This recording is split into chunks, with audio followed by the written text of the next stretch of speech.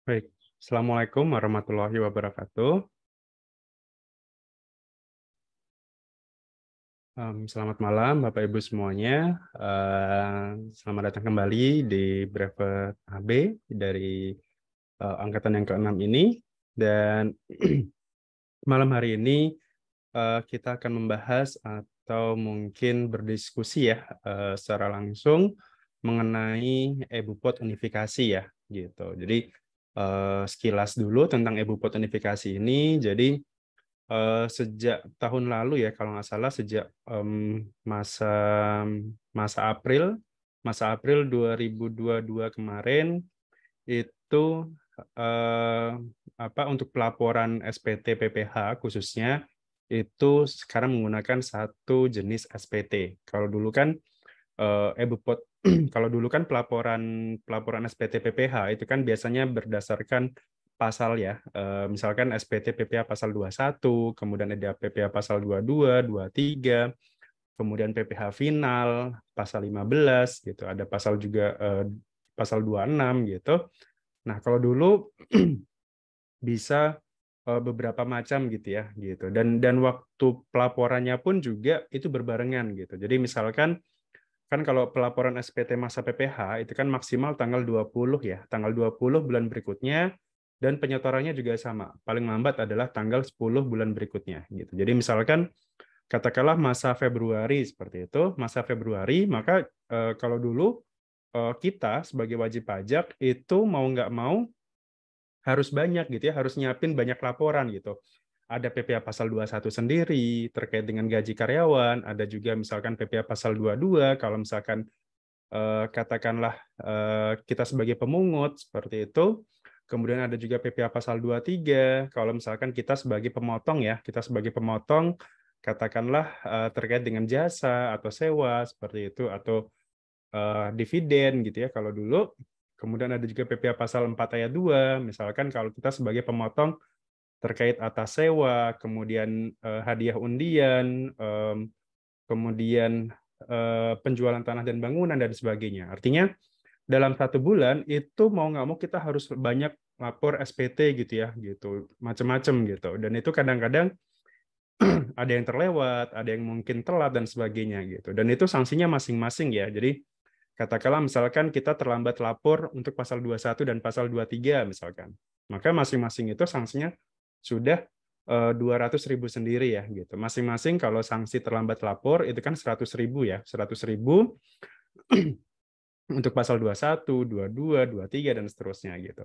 Nah, kemudian setelah itu ada perubahan DJP mengenalkan adanya EBUPOT unifikasi gitu. Jadi EBUPOT unifikasi itu sebagai perangkum ya, unifikasi itu kan merangkum gitu ya jadi satu gitu. Jadi yang awalnya dulu terpecah-pecah itu sekarang menjadi satu. Kecuali untuk saat ini PPh pasal 21 itu masih belum masuk ke unifikasi ya gitu. Karena mungkin terkait dengan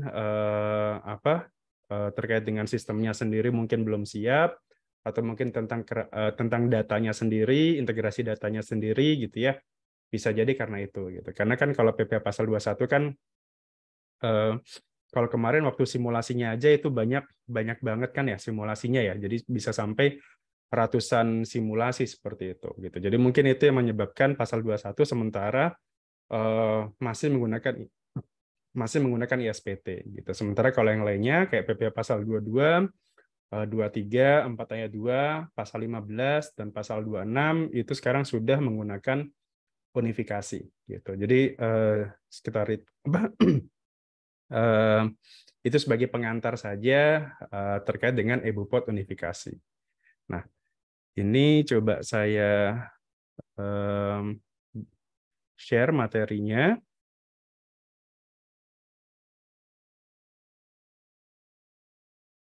Nah, untuk saat ini saya menggunakan slide ya, menggunakan slide dulu gitu karena memang karena unifikasi itu sifatnya web, jadi sama seperti web e-faktur gitu ya, sama seperti e-filing dan sebagainya. Kita tidak memiliki dummy. Saya tidak memiliki akses untuk dummy dari akun akun DJP ya. Jadi ketika misalkan saya harus buat gitu, saya harus buat unifikasi, maka saya harus buat secara real time gitu, menggunakan NPWP asli, data transaksi asli dan sebagainya gitu. Yang itu mungkin agak kesulitannya di situ ya. Makanya di sini saya coba di sini DJP ada slide-nya, ada slide pengenalan langkah-langkah penggunaan aplikasinya, dan semoga ini bisa membantu ya. Kalaupun misalkan nanti kita butuh praktek dan sebagainya, mungkin nanti juga akan saya coba untuk secara real time kita coba nih buat EBUPOD gitu ya, seperti itu. Oke, jadi di sini langkah-langkah menggunakan aplikasinya. Nah, untuk alur prosesnya sendiri itu paling tidak ada 6 ya, ada 6 proses. Ini mulai dari login ke DJP online-nya, kemudian ada juga set, jadi yang penting set penandatanganan, kemudian setelah itu kita bisa membuat bukti potongnya, setelah itu langkah yang harus dilakukan ketika sudah selesai membuat bukti potong adalah posting. Ini yang paling penting ya, jadi posting itu artinya ya, data itu artinya nanti akan masuk ke DJP. Kemudian setelah posting, penyiapan SPT-nya, penyiapan SPT ini termasuk juga misalkan nanti kalau ada kekurangan bayar, penyetoran dan sebagainya itu harus di-store terlebih dahulu, baru nanti setelah itu kita bisa input dan kirim SPT-nya gitu. Jadi sama seperti aplikasi pada umumnya ya. Jadi kita buat dulu, kemudian kita posting, kemudian setelah itu kita bayar dulu ya. Jadi karena memang secara aturan kalau di pajak itu maka harus setor dulu baru lapor gitu. Jadi nggak bisa sebaliknya gitu. Jadi harus setor dulu, baru setelah itu ada NTPN-nya, nomor NTPN, kemudian setelah itu baru kita bisa kirim SPT-nya gitu. Jadi secara umum di sini ada 6 alur prosesnya ya. Nanti kita akan bahas satu persatu sampai nanti di pengiriman SPT.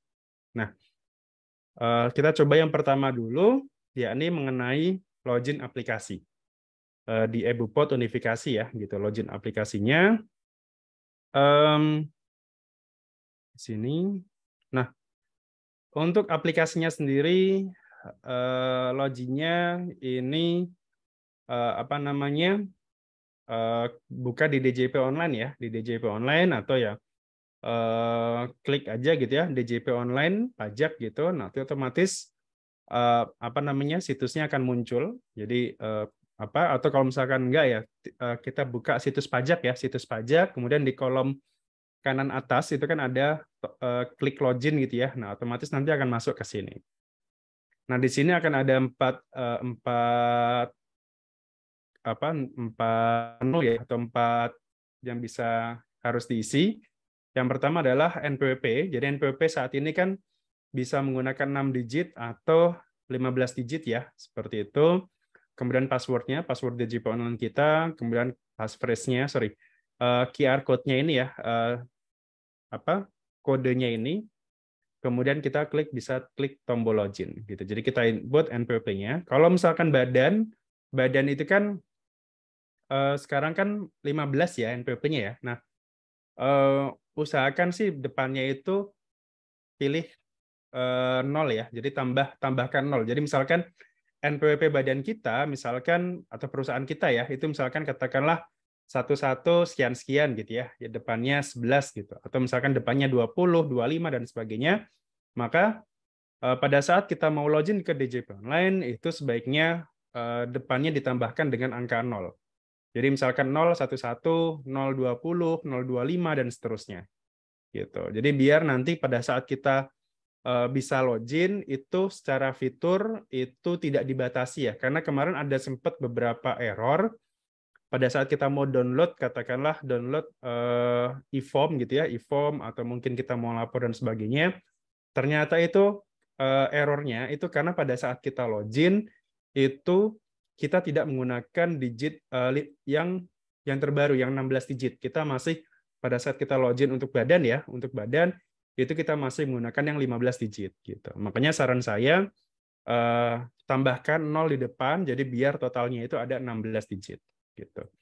Jadi di sini 16 digit depannya 0 ya, pastikan, kemudian password tadi, kemudian kita bisa klik login. Nah, pada saat kita login, kalau yang bawah-bawah ini ya ini kalau bagi pertama kali ya, kalau misalkan bagi pertama kali mau buat gitu, maka harus registrasi terlebih dahulu ya, secara umum ya, registrasi DJP online gitu. Jadi ada yang harus disiapkan berarti nomor EVIN-nya ya. Nomor EVIN, registrasi terlebih dahulu, kemudian setelah itu bisa kita login ke DJP online. Nah, pada saat login, pada saat kita berhasil login ya, di sini akan ada menu profil seperti ini ya.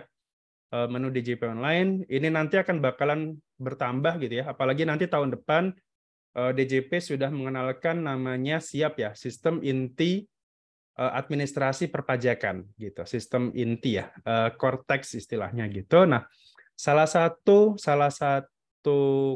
inti, salah satu perubahan yang ada di SIAP itu adalah nanti akan adanya tax payer account ya, atau TPA ya, taxpayer account. Di situ isinya adalah semua kewajiban kita, semua misalkan kalau kita punya tunggakan,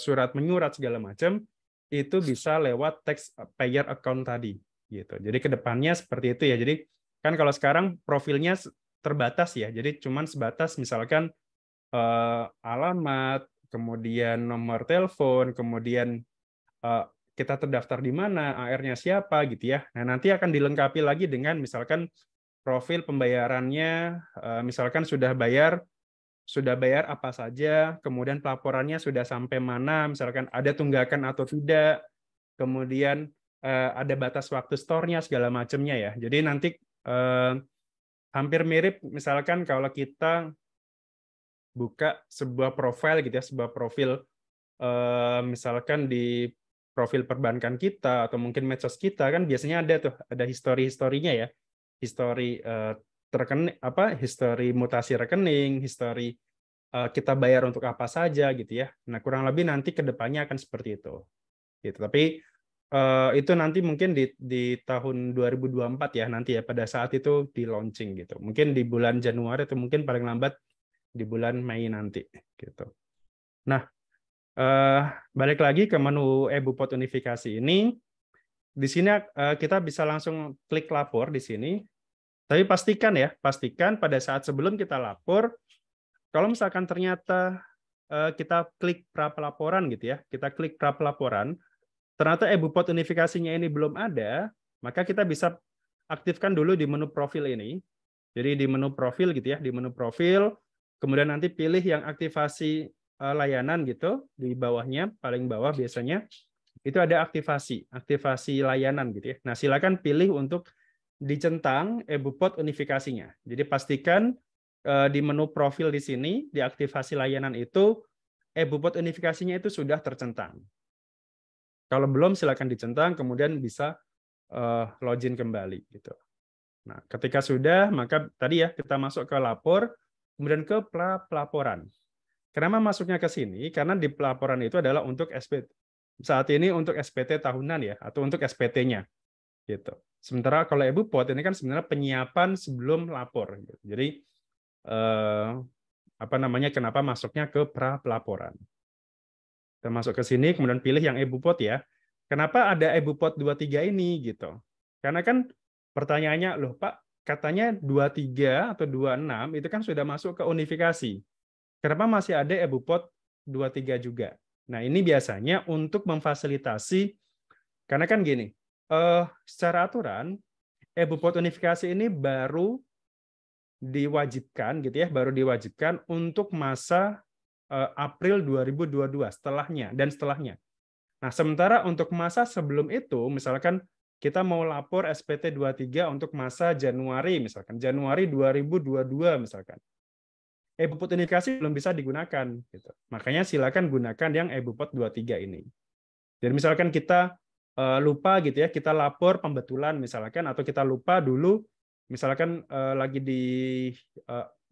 disurati gitu ya, disuratin sama AR kita gitu ya, ada imbauan bahwa dengan ini menurut data kami misalkan pada tahun 2021 gitu ya, bulan Desember saudara mengeluarkan faktur pajak misalkan, atau saudara memiliki kontrak dengan A dan B dan seterusnya gitu ya, yang belum dilakukan pemotongan PPh pasal 23 misalkan gitu. Jadi biasanya ketahuannya dari situ. Jadi pada saat misalkan Bapak Ibu terima faktur pajak, artinya kan Bapak Ibu sebagai pengguna nih, pengguna jasa gitu ya, yang dipotong, yang dipungut PPN gitu ya.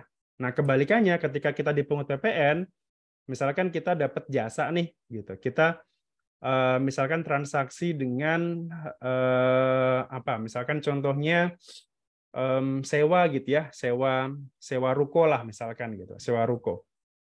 Si yang menyewakan dia PKP. Artinya pada saat dia menyewakan rukonya, itu kan berarti dia harus mengut PPN nih. Dia harus mengut PPN. Nah, berarti kan kita dapat faktur pajak ya. Nah, sementara pada saat kita sewa ruko tadi, kan kita harus memotong. Kita harus memotong PPh pasal 2, PPh pasal 4 ayat 2. Ya kan? Atas sewa ruko tadi. Nah, artinya ketika kita dapat faktur pajak, maka kita juga harus membuat bukti potongnya gitu. Nah, itu sering kejadiannya di situ. Jadi sering dapat temuannya dari situ, ekualisasinya dari situ ya, Bapak Ibu. Jadi harus diperhatikan juga kewajiban pemotongannya itu jangan sampai dilupakan gitu. Kenapa? Karena bisa jadi suatu saat ada temuan gitu ya, ada temuan kayak tadi misalkan dapat faktur pajak, katakanlah nilainya 1 miliar, dicek gitu ya atas sewa apa gitu ya, atau atas jasa apa, beban sewa gitu ya, atau gampangnya misalkan di SPT tahunan Bapak Ibu mencantumkan nih biaya sewa gitu ya, biaya sewa sebesar 1 miliar. Di cross check sama DJP sama AR-nya gitu. Kira-kira biaya sewa ini ada nggak di SPT masa 23-nya? Dicek tuh. Dicek SPT 23-nya misalkan oh nggak ada nih, biaya sewa nggak ada. Oke. Dicek di SPT 4 ayat 2-nya final. Ada nggak sewa di sini? Apa namanya DPP atas sewa? Oh nggak ada juga. Nah, berarti DJP akan menganggap bahwa biaya sewa yang sebesar 1 miliar tadi itu dianggap belum dilakukan pemotongan. Nah, maka biasanya sama DJP kamu harus mengeluarkan bukti potong gitu. Kamu harus membuat pembetulan SPT masanya. Nah, itulah nanti kejadian seperti itu nanti kita bisa lapornya di EBUPOT pasal 23 ini. Gitu. Kenapa? Karena dianggap transaksinya kan terjadi dulu ya, sebelum misalkan adanya unifikasi.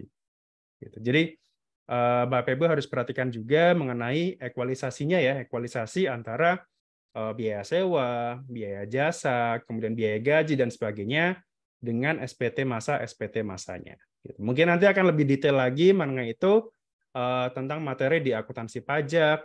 Mulai besok ya akan ada akuntansi pajak. Juga nanti akan dibahas lebih lanjut mengenai koreksi fiskal dan ekualisasi, itu ada di PPh Badan, dan juga nanti mungkin akan sedikit saya bahas juga di PPh orang pribadi. Gitu. Jadi akan dibahas lebih detail terkait itu. Oke, kita masuk ke unifikasi lagi. Tadi ya, ketika sudah masuk ke sini, maka akan ada dashboard seperti ini tampilannya, akan ada 4 menu kurang lebih. Dashboard ini adalah sebagai tampilan awalnya, kemudian ada PPh, ini nanti akan membuat pembuatan bukti potongnya ada di sini.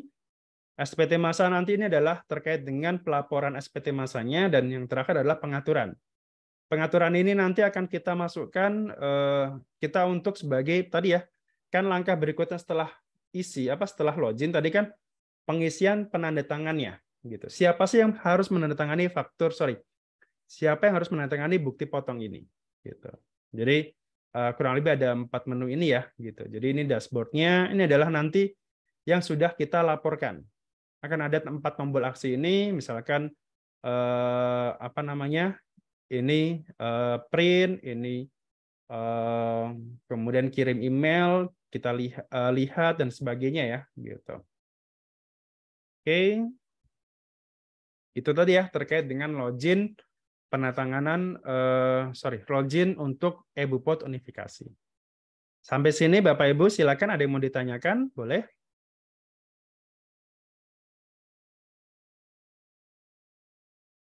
Atau mungkin sudah familiar juga ya, saya yakin di sini Bapak Ibu juga ada beberapa yang sudah familiar juga menggunakan EBUPOT unifikasinya.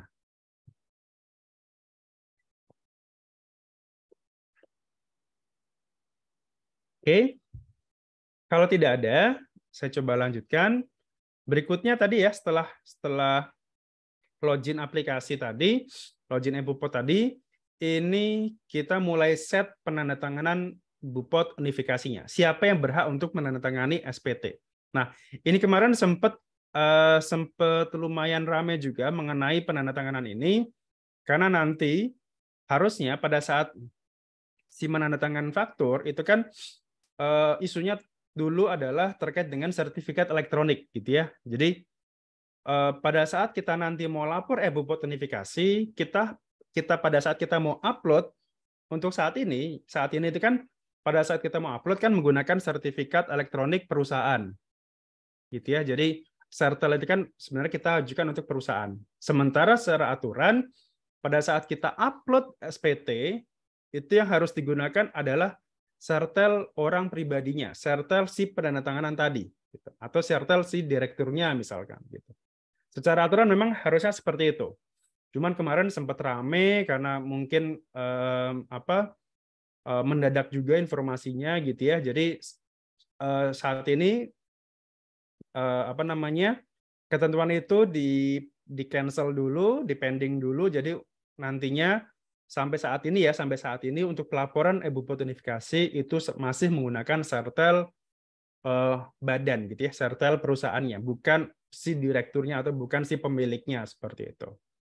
Nah, untuk penandatangan di sini akan ada pilihan gitu ya, apakah dia sebagai wakil atau pengurus ataukah sebagai kuasa.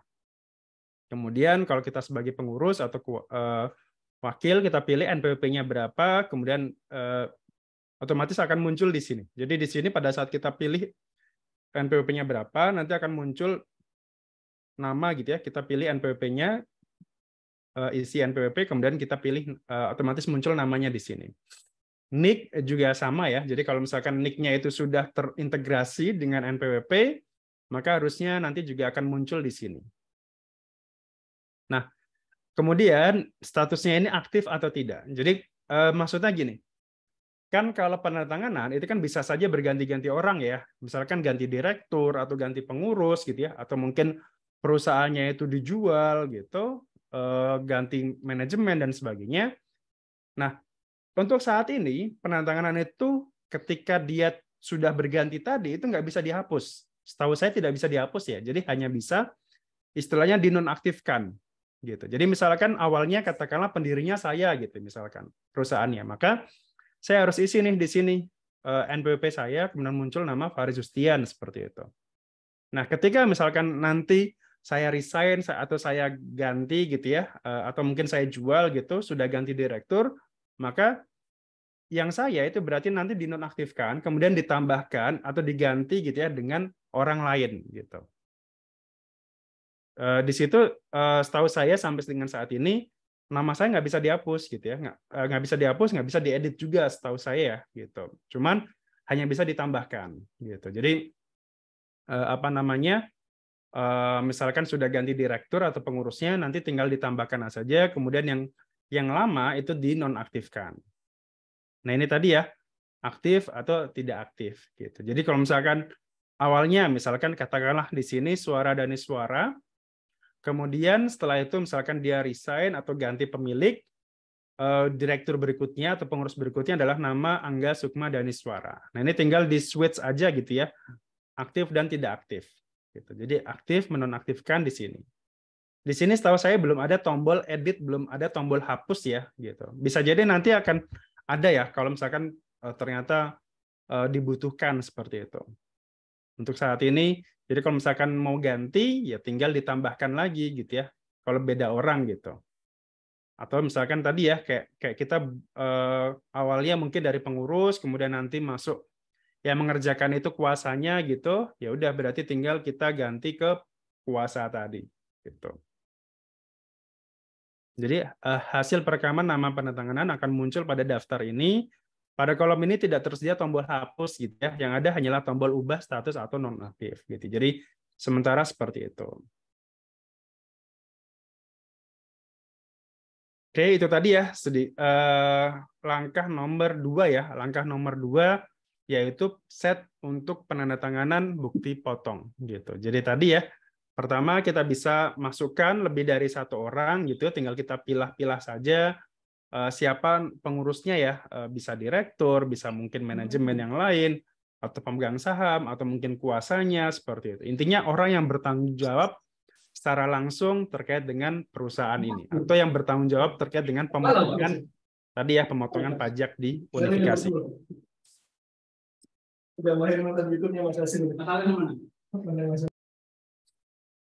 Oke, sampai sini ada yang mau ditanyakan? Boleh? Sebelum masuk ke pembuatannya ya, silakan.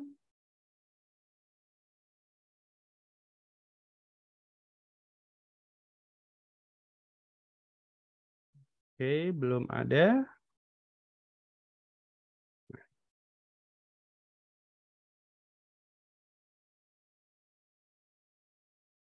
Nah, kita masuk ke nah, berikutnya ya di apa namanya di langkah alur proses yang nomor 3 ya.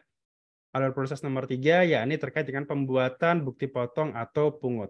Gitu. Nah, di sini di alur ketiga pada saat kita pilih ya, kita pilihnya di sini ya.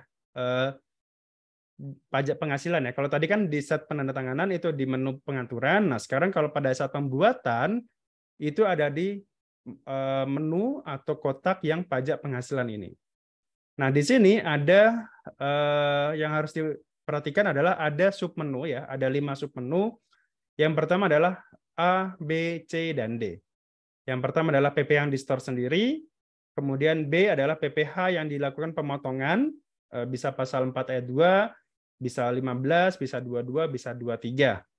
Kemudian untuk PPh non-resident, atau mungkin PPh pasal 26 ya, non-resident. Kemudian impor data PPh menggunakan Excel. Jadi kita juga bisa menggunakan Excel. Kalau misalkan ternyata sebulan itu bisa sampai ratusan bukti potong ya. Kalau kita input satu persatu ini kan mungkin repot atau capek gitu ya. Nah, ada fasilitas impor, ekspor, impor apa namanya bukti potongnya tadi ya menggunakan Excel biasa. Kemudian setelah itu yang terakhir yang paling penting adalah setelah kita buat kita harus posting terlebih dahulu. Jadi ada dua pembuatan. Yang pertama adalah key in satu persatu. Kemudian ada yang kedua adalah import data menggunakan skema Excel. Gitu. Jadi kayak misalkan import CSV gitu ya kalau di ISPT seperti itu. Nah, kita akan bahas satu persatu. Pertama adalah kalau misalkan kita store sendiri. Jadi di sini terdapat ada 2 menu pada store sendiri. Yang pertama adalah daftar PPh yang di store sendiri berisi dashboard penginputan yang di store sendiri. Kemudian rekam PPh yang di store sendiri. Menu untuk merekam di store sendiri melalui metode key-in ya. Jadi untuk memulai penginputan, pilih menu rekam PPh yang store sendiri. Jadi pilih yang ini ya, yang rekam PPh yang di store sendiri. Jadi ada drop down gitu, ada 2. Ini adalah daftarnya dan ini adalah rekamnya. Nah, seperti apa contoh dari PPh yang di store sendiri gitu. Kalau kita kalau kemarin gitu ya waktu pada saat materi PPh pasal 4 ayat 2 gitu ya mengenai sewa gitu misalkan. Kan kalau sewa itu kan logik sederhananya gitu ya. Kalau kita proses yang umum sewa itu kan berarti ada pihak penyewa, ada pihak yang menyewakan gitu. Nah, kalau pemotongan pasal 4 ayat 2 atas sewa bangunan gitu ya, khusus bangunan kalau bangunan itu kan berarti pihak penyewa kalau dia bentuknya adalah badan atau perusahaan, maka dia yang memotong kepada si pemiliknya. Jadi misalkan katakanlah saya punya ruko, kemudian saya sewakan ke PT A gitu ya, mungkin untuk sebagai Indomaret gitu ya, misalkan atau mungkin franchise atau apapun gitu ya. Nah, saya sewakan itu, katakanlah 1 tahunnya misalkan 100 juta. Nah, maka nanti dari Indomaret tadi sebagai penyewa akan memotong kepada saya PPh pasal 4 ayat 2, 10%. Kalau misalkan si penyewanya adalah badan ya, atau perusahaan gitu. Kalau misalkan ternyata sama-sama orang pribadi, misalkan saya menyewakan kepada Tuan Budi, orang pribadi, misalkan dia seorang dokter gitu ya, dokter itu bisa motong, atau mungkin ya pedagang biasalah gitu ya. Saya punya ruko kecil, kemudian saya sewakan kepada Tuan Budi untuk bisnis katakanlah jualan buah gitu ya, jualan buah segar gitu. Nah, maka karena ini sama-sama orang pribadi, maka Tuan Budi tadi itu nggak bisa motong. gitu. Yang bisa dilakukan adalah saya sebagai pemilik itu harus store sendiri. Karena sama-sama orang pribadi. Secara aturan seperti itu ya, gitu. Kalau misalkan pemiliknya itu adalah pekerja bebas, contohnya kayak tadi ya, dokter, pengacara, notaris, itu boleh sebagai pemotong. Tapi kalau selain itu, selain pekerja bebas tadi, itu nggak bisa melakukan pemotongan. Gitu. Bagaimana kalau misalkan kebalikannya? Misalkan orang pribadi sebagai penyewa, si pemiliknya adalah badan. Nah, itu juga sama ya, berarti si penyewa, si yang menyewakan atau si pemilik itu harus setor sendiri. Jadi itu ya, terkait dengan apa sih kira-kira PPh yang harus di-store sendiri. Contohnya tadi ya, sewa atas tanah dan bangunan, biasanya seperti itu. Kemarin mungkin sudah sempat dibahas ya mengenai pasal 4 ayat 2 ini mengenai sewa gitu. Jadi yang store sendiri berarti tinggal kita store aja di sini gitu ya. Store aja store biasa. Kita terlebih dulu buat billingnya gitu ya, billing PPh final atas sewa bangunan tadi. Kemudian kita bayar. Nah, atas bayar ketika kita sudah selesai bayar kan pasti ada NTPN-nya ya, nomor NTPN-nya, nomor transaksinya. Nah, itu kita input di sini. Nomor NTPN berapa seperti itu. Atau misalkan kayak kemarin terkait dengan dividen gitu ya, dividen kan harus store sendiri tuh kalau sekarang gitu ya. Nah, bisa pakai cara seperti ini. Gitu. Walaupun kalau orang pribadi sih sebenarnya tidak harus PPh unifikasi ini, cukup store sendiri nanti dilaporkan di SPT tahunan selesai. Nggak harus input di unifikasi ini karena dia orang pribadi ya, bukan sebagai badan. Jadi lebih tidak ada kewajiban untuk melakukan pelaporan unifikasi gitu. Oke, jadi tadi ya ini masukkan NTPN, kemudian cek surat setoran pajaknya valid tidak. Kalau valid otomatis muncul di sini semuanya ya, data-datanya, masa pajak, kemudian jenis pajaknya berapa, kemudian setorannya berapa, untuk masa kapan, tahun kapan gitu ya. Kemudian kita bisa klik simpan gitu. Itu kalau kita store sendiri. Nah, berikutnya adalah kalau oke, sebelum itu ini adalah bukti PPh yang di store sendiri tadi ya, di daftarnya. Di daftarnya ini misalkan ada contoh dua penyetoran gitu ya. Yang satu adalah final di sini 40902, yang satu adalah 41001. Saya lupa ini kode-kode apa ya. Jadi ini misalkan ini terkait dengan dividen misalkan, atau ini kemudian terkait dengan sewa tanah dan bangunan misalkan, gitu ya. Ini adalah kode-kode objek pajaknya. Ini bisa kita ubah, bisa kita hapus ya, gitu. Edit. Jadi di sini bisa tombolnya edit bukti store ini di sini, atau hapus bukti store di sini. Kalau misalkan ternyata salah gitu ya, tidak sesuai seperti itu. Jadi selama belum diposting ya ini masih bisa ya diubah atau dihapus ya, nggak masalah gitu. Belum masuk datanya itu belum masuk ke DJP seperti itu. Nah, berikutnya adalah kalau kita yang melakukan pemotongan. Ya tadi ya contohnya kalau Indomaret sewa ruko ke saya, maka si Indomaret nanti akan memotong saya sebagai pemilik. Pasal 4 ayat 2 atas sewa tanah dan bangunan. Tarifnya sendiri 10% misalkan. Jadi saya akan dapat bukti potong nanti. Gitu.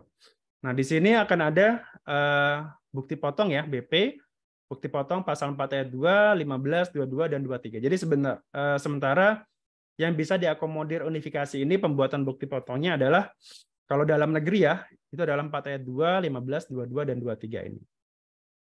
Kemudian kita klik ini. Nah, di sini tinggal kita buat saja bukti potongnya. Pertama adalah identitas wajib pajak yang dipotong. Jadi, mereka harus punya NPWP atau minimal NIK kalau orang pribadi. Jadi nggak bisa kosong kalau sekarang. Jadi kalau orang pribadi minimal kalau dia nggak punya NPWP maka pasti punya NIK.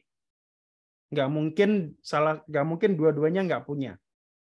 Kalau NPWP mungkin nggak semua orang, tapi kalau NIK itu pasti punya. Bahkan mungkin yang masih TK pun itu kan sekarang juga sudah punya NIK ya, di kartu keluarga itu pasti punya NIK-nya. Gitu. Sementara kalau badan ya pasti punya NPWP. Kalaupun ternyata mereka tidak punya NPWP, maka nanti tarifnya akan jadi lebih tinggi. Kita tahu ya di PPh pasal 4 PPh pasal 22 atau pasal 23 gitu ya. Kalau dia tidak punya NPWP, maka tarifnya menjadi 100% lebih tinggi. Jadi kalau misalkan di sini NPWP-nya 0 gitu ya, maka ya sudah, nanti tarifnya yang awalnya misalkan sewa pasal 23, 2% menjadi 4% gitu. Tapi badan harusnya sih jarang ya, jarang ada kalau dia tidak sampai punya NPWP. Kita pilih NPWP misalkan, kemudian masukkan di sini NPWP-nya, kemudian namanya otomatis akan muncul di sini. NPWP, pilih, kemudian muncul otomatis nama. Berikutnya kita klik ya, kita klik berikutnya ini. Nah, kemudian ini ya, kode objek pajaknya. Nah, di sini ada banyak pilihan nanti. Pastikan kita sudah sesuai ya, kita sudah sesuai benar untuk kode jenis pajaknya. Nah, kadang-kadang yang harus diperhatikan itu adalah jasa konstruksi yang paling sering mungkin kelewatan, terlewat gitu ya.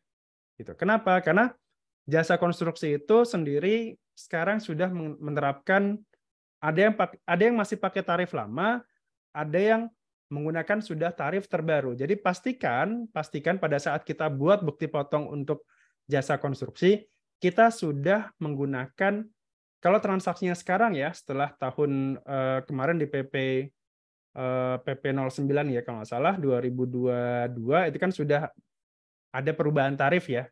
Misalkan kalau konstruksi kecil dulunya 2%, sekarang jadi 1,75% gitu ya. Nah, pastikan pada saat kita buat bukti potong jasa konstruksi, pastikan di situ tarifnya adalah 1,75 ya, bukan yang 2% lagi gitu. Jadi biasanya di drop down lagi, nanti akan ada pilihan lagi ya. Jadi jasa konstruksi apa, kemudian di bawahnya itu pasti nanti akan ada pilihan lagi di bawahnya. Jadi pastikan jangan sampai di situ salah. Kemudian di sini fasilitasnya apakah punya fasilitas atau tidak. Misalkan gini, kalau pakai fasilitas, misalkan dia punya SKB, surat keterangan bebas. Contohnya, misalkan terkait dengan PPh pasal 22 ya, pasal 22 impor gitu. Kan kemarin misalkan pada saat insentif itu kan ada impor pasal 22 yang dibebaskan. Contoh terkait dengan pembelian alat kesehatan gitu ya, alkes atau mungkin vaksin atau mungkin bahan-bahan untuk antigen gitu ya, antigen atau swabnya itu kan impor gitu ya. Nah, dulu pada saat pandemi itu kan itu dapat dibebaskan gitu ya pajaknya. Mau itu pasal 22 ataupun PPN seperti itu. Nah, silakan berarti ketika misalkan ada SKB, silakan pilih SKB. Kemudian klik nomornya berapa atau ketik nomornya berapa ya gitu. Atau ada juga misalkan kalau ternyata di sini ada surat keterangan berdasarkan PP 23 tahun 2018. Ini dipakai misalkan gini. Kita sebagai pemotong, misalkan kita sebagai perusahaan gitu ya, kita perusahaan kemudian bertransaksi dengan rekanan UMKM gitu ya. Misalkan jasa kebersihan AC gitu ya, jasa servis AC seperti itu. Nah, biasanya kan kita kontak teknisi gitu ya, kontak teknisi biasanya kan CV ya, CV AC apa gitu ya, atau alam bebas misalkan CV-nya.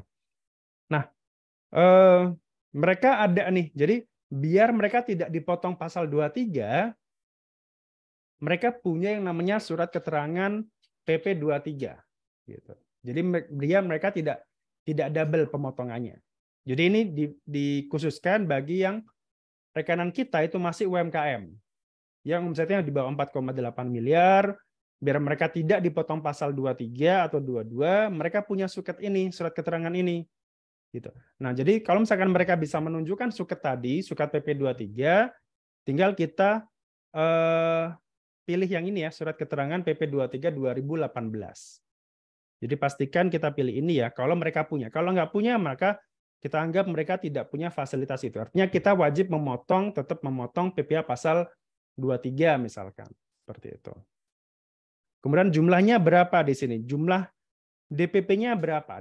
Penghasilan brutonya berapa? Ini berarti sesuai dengan ya invoice, dengan kontrak, dengan tagihan, kira-kira berapa? Di luar PPN ya. Jadi kalau misalkan masih ada unsur PPN-nya, berarti kita harus keluarkan dulu PPN-nya.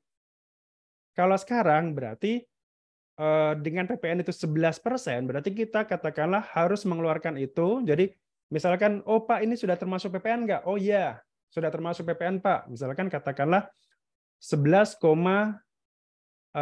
juta gitu ya, misalkan.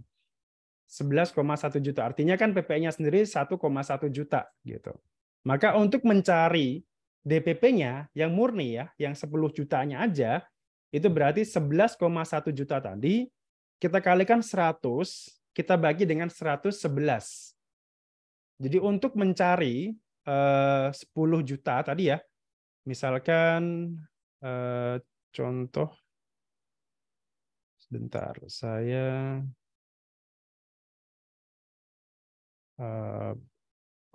buka kalkulator dulu.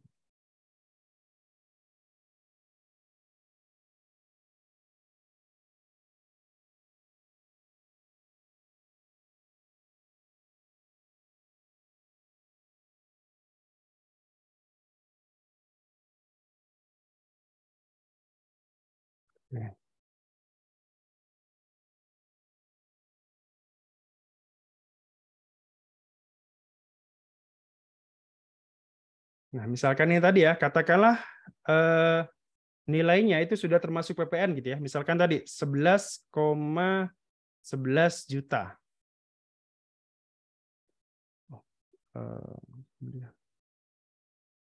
Oh, kok 11,11. 11.100.000 gitu ya. Nah ini 11,11.100.000 gitu ya. Ini anggap aja sudah termasuk PPN. Maka untuk mencari nilai DPP-nya, nilai murninya sebelum ada PPN berapa? Berarti kita kalikan dulu 100 dibagi dengan 111.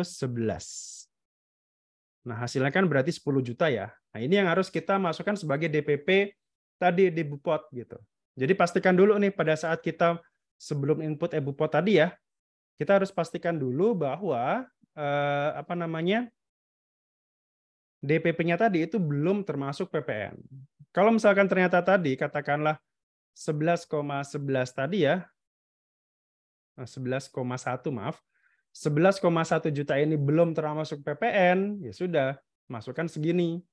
Tapi kalau ternyata sudah, misalkan tadi, ternyata belum gitu ya, ternyata belum, maka,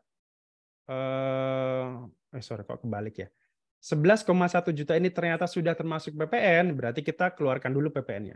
Kalau ternyata 11,1 ini belum termasuk PPN, maka langsung aja kita masukkan sebagai DPP.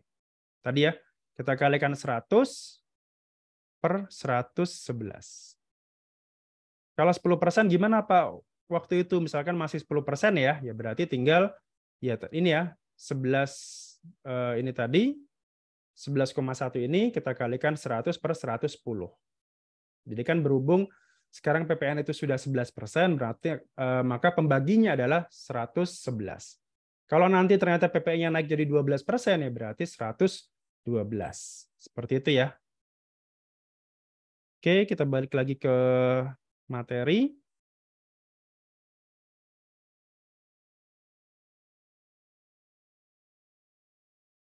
Nah, ini tadi ya, jadi pastikan di sini jumlah penghasilan brutonya itu sudah sesuai ya, belum termasuk PPN. Untuk jenis apapun ya, untuk pajak apapun ya, pasal 22, 23, PPh final itu semuanya harus non PPN. Jadi unsur PP-nya harus kita keluarkan dulu gitu. Kemudian kita klik berikutnya. Kita klik berikutnya. Nah, di sini adalah daftar dokumennya. Jadi dokumen pendukungnya apa untuk kita membuat bukti potong tadi. Bisa apa contohnya? Ya, terkait invoice, faktur pajak, nomor kontrak, apapun gitu ya, bill, tagihan, misalkan itu bisa kita gunakan sebagai dasar dokumen. Gitu. Jadi di sini kita klik tambah, kemudian nanti kita bisa isikan nama dokumennya apa, misalkan tadi ya invoice atau faktur pajak. Kemudian nomor dokumennya, kita isi nomor faktur pajaknya berapa, tanggalnya kapan. Kemudian tekan tambahkan, klik tambah di sini. Pada saat itu, misalkan kalau sudah ya, nanti otomatis muncul di sini. Nama dokumen, nomor dokumennya apa, tanggalnya berapa, kemudian aksinya ini tadi ya, kayak misalkan ubah atau hapus gitu ya, tadi ya, sama. Kalau sudah, misalkan kita pilih di sini, misalkan tadi ya, faktur pajak gitu, nomornya apa, nomor fakturnya, kita klik berikutnya.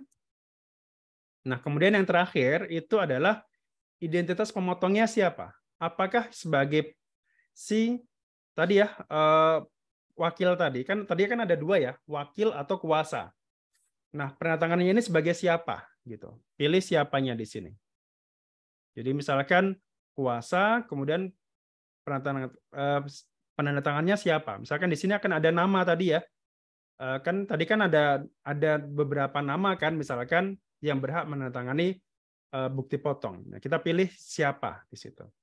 Kemudian di sini akan ada dua pilihan. Apabila terdapat kesalahan dalam hal pembuatan bukti potong yang menyebabkan kelebihan pemotongan, maka pihak yang akan diajukan itu bisa meminta pengembalian atas pajak yang tidak seharusnya terutang oleh pemotong, atau bisa juga dilakukan pemindah bukuan oleh pemotong dan atau pemungut. Jadi misalkan tadi ya, ternyata salah potong nih, misalkan kelebihan gitu ya, harusnya tadi ini kan harusnya belum termasuk PPN, Pak. Kok unsur PP-nya dimasukkan? Artinya kan ada kelebihan potong di situ kan gitu. Atau misalkan kesalahan penginputan gitu. Harusnya cuman DPP-nya itu cuman 10 juta, tapi ketambahan nolnya 1 jadi 100 juta. Sudah terlanjur dibuat gitu ya. Nah, silakan itu bisa kita ajukan pengembalian tadi ya, pengembalian yang tidak seharusnya terutang, atau ya sudah, lebih simpel lagi mungkin ya bisa dilakukan pemindah bukuan.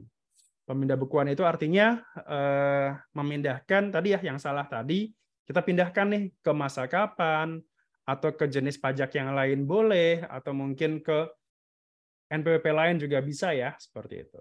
Jadi ketika tambahan tadi bisa dilakukan pemindah bukuan. Gitu. Kemudian yang terakhir, jangan lupa dicentang di sini. Dengan ini saya menyatakan bahwa bukti potong yang saya tangani dengan benar ya, secara elektronik. Jadi tadi ya, penandatangannya itu menggunakan sertifikat elektronik gitu. Makanya kalau di aturan harusnya sertelnya ini adalah atas nama direktur gitu. Tapi kan berhubung mungkin dulu sosialisasinya nggak terlalu mungkin waktunya juga mepet gitu ya, maka mungkin dulu sempat rame nanti bakalan chaos segala macamnya gitu ya. Maka ya sudah sementara sertifikat elektroniknya itu masih atas nama perusahaan. Jadi belum menggunakan yang orang pribadinya. Jadi ini tinggal kita centang saja, kemudian kita klik simpan di sini. Oke. Nah, pada saat sudah kita buat, nanti akan muncul di daftar ini, di menu daftar bukti potong. Nah, di sini ya muncul gitu ya, periodenya ini masanya, misalkan masa di sini adalah masa September 2021 gitu ya. Kemudian kode objek pajaknya ini 24 itu PPh pasal 23 ya kodenya. Kemudian nomor bukti potongnya. Ini sudah otomatis ya, sudah tergenerate secara sistem, jadi nggak bisa diubah. Ini adalah identitas yang dipotongnya ya, siapa yang dipotong. Kemudian jumlah brutonya berapa, PPh terutangnya berapa misalkan. Gitu ya. Nah, di sini statusnya sudah posting atau belum gitu ya. Kalau belum posting, maka ini belum masuk ke DJP datanya. Gitu. Dan ini masih bisa di sini bisa kita lihat, bisa kita ubah, hapus atau kirim email gitu. Jadi bukti potong ini sudah bisa dibuatkan tapi belum diposting. Posting itu artinya nanti bisa kita laporkan ya. Jadi ini sebagai bukti potong sudah sah, sudah sesuai, tapi belum masuk ke SPT si pemotong gitu. Jadi belum bisa dibayarkan gitu. Nah, ini seperti ini ya. Jadi bisa kita hapus, bisa kita ubah, bisa kita lihat bukti potongnya seperti apa sih bentuknya gitu ya. Nah, bentuknya seperti ini. Bukti potong seperti ini ya kurang lebih ya. Ini sudah dalam bentuk PDF ya. Jadi kalau misalkan tinggal sebentar. Ini baterainya low. Saya charge dulu. Oke, ini ya. Jadi tadi ya untuk tombol aksinya itu bisa dilihat ubah, gitu, edit, hapus, atau langsung kita kirim email. Ini bentuknya kurang lebih seperti ini, dan sudah ada QR code-nya ya, gitu. Jadi tidak perlu di print lagi sebenarnya. Jadi ini tidak perlu di print, makanya kenapa ada kirim via email ini, gitu. Karena ini sudah bukti potong yang sah, gitu.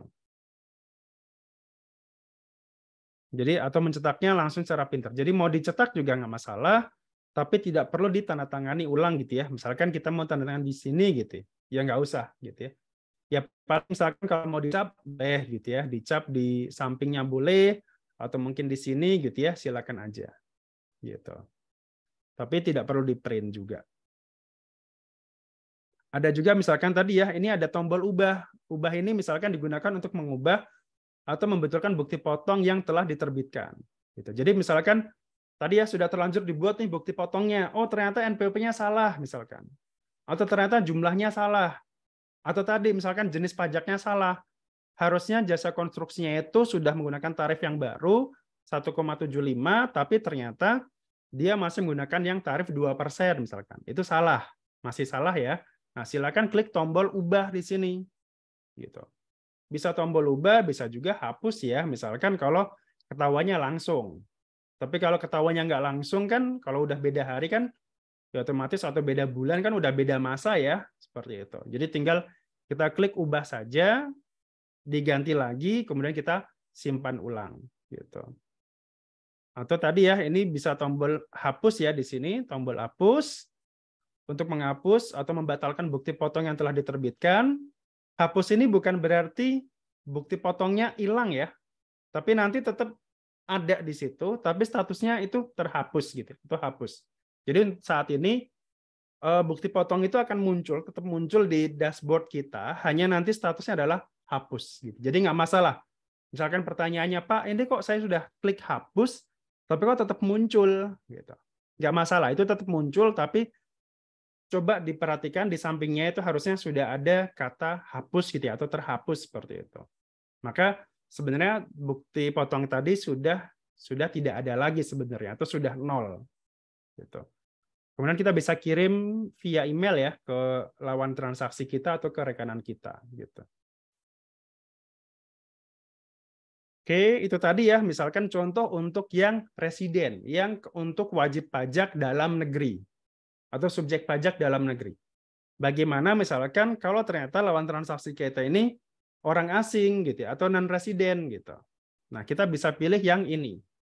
Kalau ini berarti untuk subjek pajak dalam negeri, yang ini adalah untuk subjek pajak luar negeri atau PPh pasal 26 seperti itu. Nah, tinggal sama ya, caranya sama, kita pilih di sini non residen. Jadi ini kita pilih non residen. Kemudian sama di sini juga ada A sampai K di sini. Bedanya adalah ini adalah untuk subjek pajak luar negeri tadi ya. Kita pilih sama tahun pajak, masa pajak, TIN. TIN itu adalah Tax Identification Number atau NPWP ya kalau bahasa Indonesianya. Jadi TIN ini adalah kalau misalkan dia punya NPWP di sana. Ya. Misalkan Pak punya nggak NPWP tapi dari negara tempat tinggalnya seperti itu. Kalau dia punya silakan masukkan.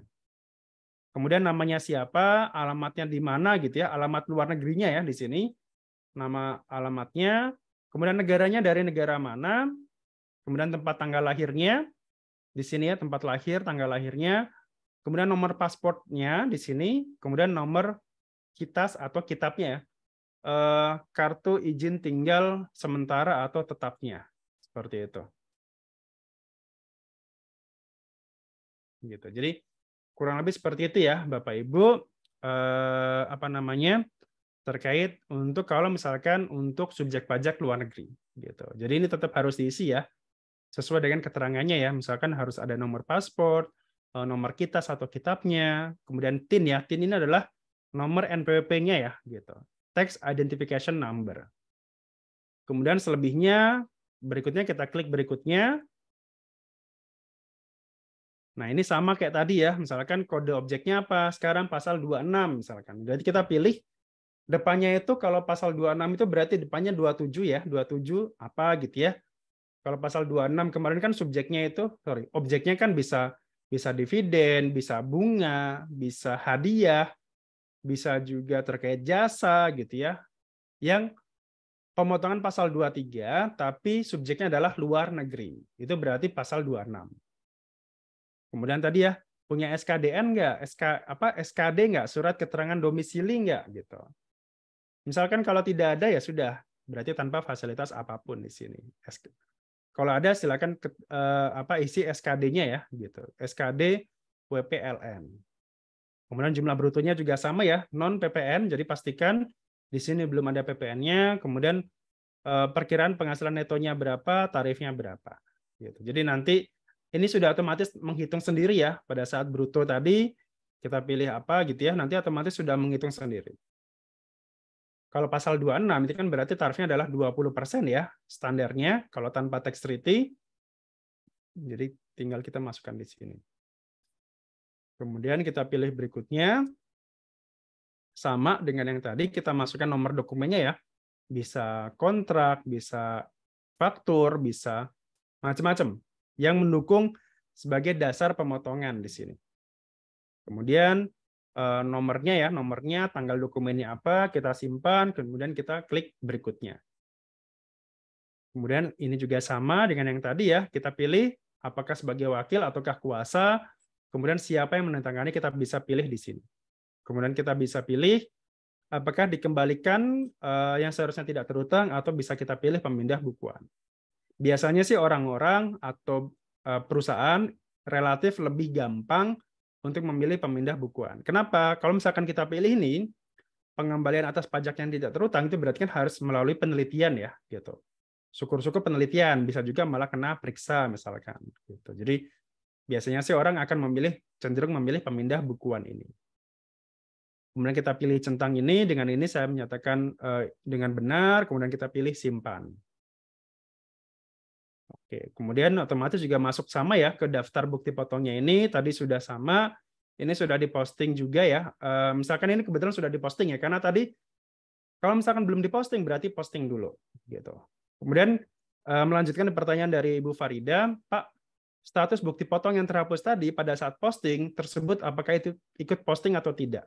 Nah, ini juga tetap harus diposting ya. Kenapa? Karena kalau tidak diposting, itu tidak tidak terrekod oleh sistem gitu. Jadi tetap nggak masalah. Jadi tetap yang terhapus tadi kan pasti kan pada saat terhapus itu kan pada saat nanti lapor SPT kan harusnya sudah posting ya gitu. Jadi walaupun dia statusnya hapus tetap posting gitu. Jadi nggak masalah. Jadi biar nanti pada saat kita mau lapor SPT, mau lapor SPT unifikasi, itu semuanya sudah terposting. Karena kalau ada satu bukti potong yang tidak posting atau tidak terposting, itu pasti gagal kirim. Jadi pastikan semua bukti potong tadi, walaupun sudah terhapus, atau tadi ya, edit gitu ya, misalkan, jadi editnya tadi itu harus sudah diposting ulang gitu. Jadi awalnya kita sudah buat satu gitu ya, buat satu posting. Kemudian, oh ada yang salah nih, kita mau ganti lagi misalkan. Silakan ganti dulu bukti potongnya, kemudian posting ulang. Baru setelah itu laporkan SPT-nya. Kalau tidak seperti itu, maka biasanya akan error. SPT tidak bisa dilaporkan karena ada yang belum posting seperti itu. Jadi pastikan semua bukti potong itu sudah terposting seluruhnya. Itu ya, menjawab dari Ibu Farida tadi. Oke, kita lanjut. Ini juga sama ya, ada 4 tombol juga. Lihat, hapus, delete gitu ya. Lihat, edit, hapus, dan kirim ke rekanan. Seperti itu. Oke, bukti potongnya seperti ini juga ya, sama, hampir sama dengan yang tadi, cuma di sini adalah untuk yang non-resident tadi ya, pasal 26 biasanya. Tadi juga tombolnya sama, bisa kita lihat tadi, ubah, hapus, dan kirim email. Oke, nah kemudian sebentar sampai sini. Berikutnya impor data PPH ya. Nah untuk impor data PPH sendiri itu mungkin Bapak Ibu bisa langsung lihat di YouTube saya. Nanti akan saya share linknya di grup. Itu cara untuk impor data PPH-nya. Gitu. Intinya adalah untuk istilahnya template-nya atau formatnya itu bisa kita unduh di sini. Jadi kita bisa impor data ya. Kita klik impor data di sini, kemudian kita unduh dulu formatnya di sini, gitu ya. Kalau ini tidak perlu pakai CSV, jadi cukup pakai XLS aja atau format Excel biasa.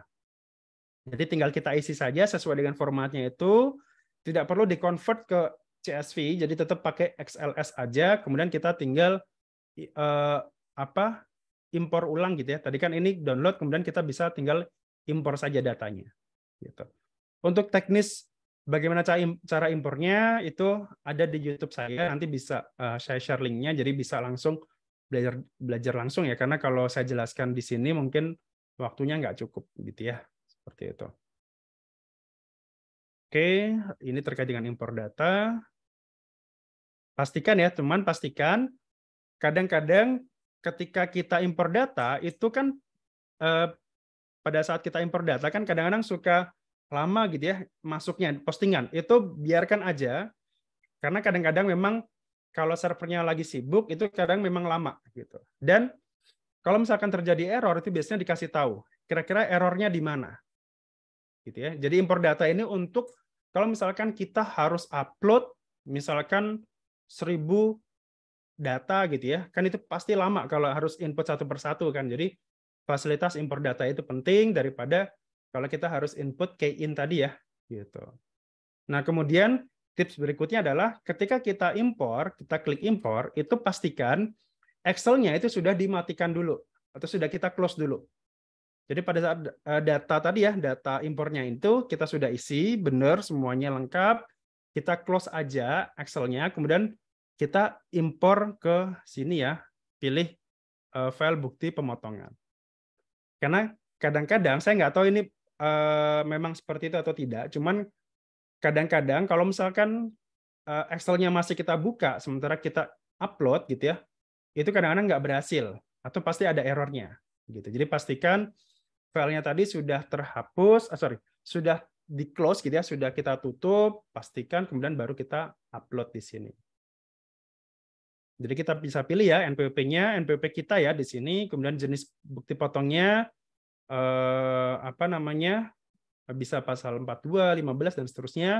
Tahun pajaknya kita pilih dulu, misalkan 2023 gitu ya. Masa pajaknya apa? Kita pilih masa pajak Mei gitu ya, 2023. Kemudian kita pilih Excel-nya tadi ya gitu. Dan tidak perlu kita ganti ke CSV. Jadi tetap pakai format yang sama dengan yang kita unduh tadi gitu. Nah, ini ya. Pada saat kita upload biasanya akan ada status di sini. Ada yang gagal validasi, ada yang error, ada yang sukses gitu. Jadi pastikan pada saat kita upload itu semuanya sudah sukses. Nah, di sini salahnya di mana? Misalkan tadi ya gagal validasi. Kita bisa cek di sini. Ada tombol aksi mata di sini. Kira-kira errornya di mana sih misalkan? Ini contohnya terdapat draft bukti potong yang gagal divalidasi. Silakan perbaiki filenya terlebih dahulu. Jadi kita harus otak-atik lagi filenya baru kita upload ulang gitu ya, seperti itu. Jadi pastikan semuanya sudah berhasil gitu ya. Dan ini adalah jumlahnya ya. Misalkan di sini ada jumlahnya 36, 33, 40 dan seterusnya. Makanya kadang-kadang servernya suka berat gitu ya, suka lemot karena memang kadang sekali upload itu bisa sampai ribuan data gitu ya. Makanya kadang Pak Ino, kenapa kok saya posting-posting kok lama ya statusnya ya? Kok sedang validasi gitu ya? Ya karena memang seluruh Indonesia ya gitu. Sama seperti faktur pajak juga. Kan pada saat faktur pajak kan approval itu kan butuh lama kan kadang kan. Nah, mungkin bisa jadi servernya memang lagi bermasalah. Oke, sampai sini tadi berarti sudah sampai ke langkah nomor berapa ya? Satu, login, set penandatanganan, kemudian buat tadi ya, buat bukti potong, kemudian yang keempat berarti ini sekarang adalah posting. Oke, sampai sini kira-kira ada yang mau ditanyakan Bapak Ibu?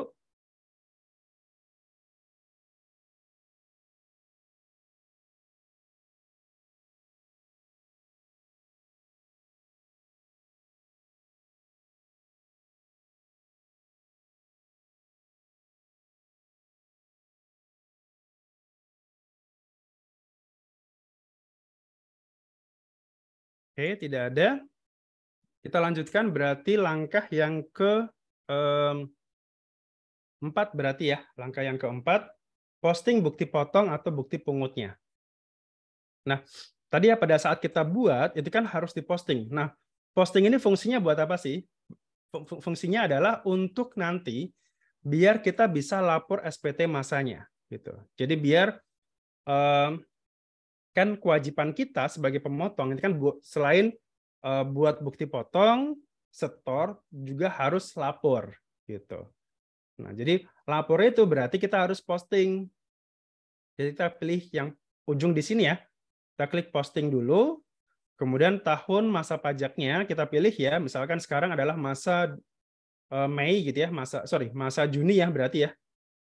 Masa Juni tahun pajak 2023 gitu ya misalkan, kemudian kita klik cek di sini. Jadi ini ya, menu posting digunakan untuk memasukkan data bukti potong atau bukti pungut yang telah diterbitkan. Baik itu menggunakan key-in maupun impor Excel. Jadi pastikan ya, tadi pada saat impor Excel-nya pun juga, walaupun tadi sudah sukses validasi, itu tetap harus diposting juga. Gitu. Jadi pastikan semua bukti potong yang sudah kita buat, mau key-in, mau impor, itu semuanya sudah terposting. Mau yang ganti, mau yang gagal gitu ya, atau hapus, itu semuanya harus diposting. Kita klik cek di sini. Nah, kalau sudah cek, akan ada notifikasi, Anda akan buat SPT baru 2021 gitu ya, misalkan tadi, atau Anda akan buat untuk masa apa gitu ya, masa Juni 2023 misalkan. Kita klik OK, kemudian sukses atau berhasil mengirim bukti potong. Jadi ini sudah berhasil kita posting. Jadi oke, maka akan muncul notifikasi seperti ini, sukses. Kalau ternyata masih ada kegagalan, berarti silakan diulangi lagi ya, ulangi lagi sampai nanti seperti ini notifikasinya. Sukses, berhasil mengirim bukti potong. Klik OK. Itu aja ya. Jadi posting itu simple, cuman kadang susah, kadang dilupakan. Nah, kenapa? Karena ya tadi ya, kadang suka lupa nih. Kita sudah buat bukti potongnya, tapi ternyata belum posting gitu. Itu yang kadang-kadang yang membuat gagal kirim SPT. Gitu. Jadi kadang-kadang SPT-nya itu gagal dikirim atau error ya karena memang tadi ada bukti potong yang belum dibuat atau mungkin ada pembayaran yang belum diinput atau mungkin tadi belum diposting dan sebagainya. Jadi errornya itu bisa macam-macam gitu ya. Kita lihat dulu gitu satu persatu biasanya. Nah, sekarang kita ke penyiapan SPT masanya, unifikasinya gitu.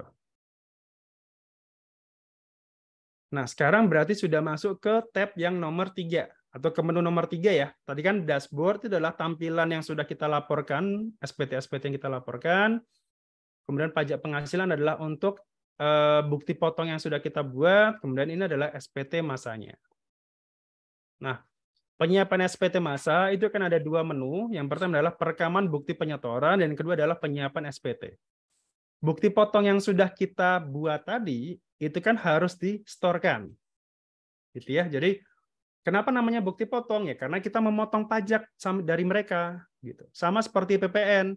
Pada saat kita membuat faktur pajak, itu kan artinya kita faktur itu kan bukti pungut ya, bukti pungut bahwa kita sudah memungut PPN dari pembeli.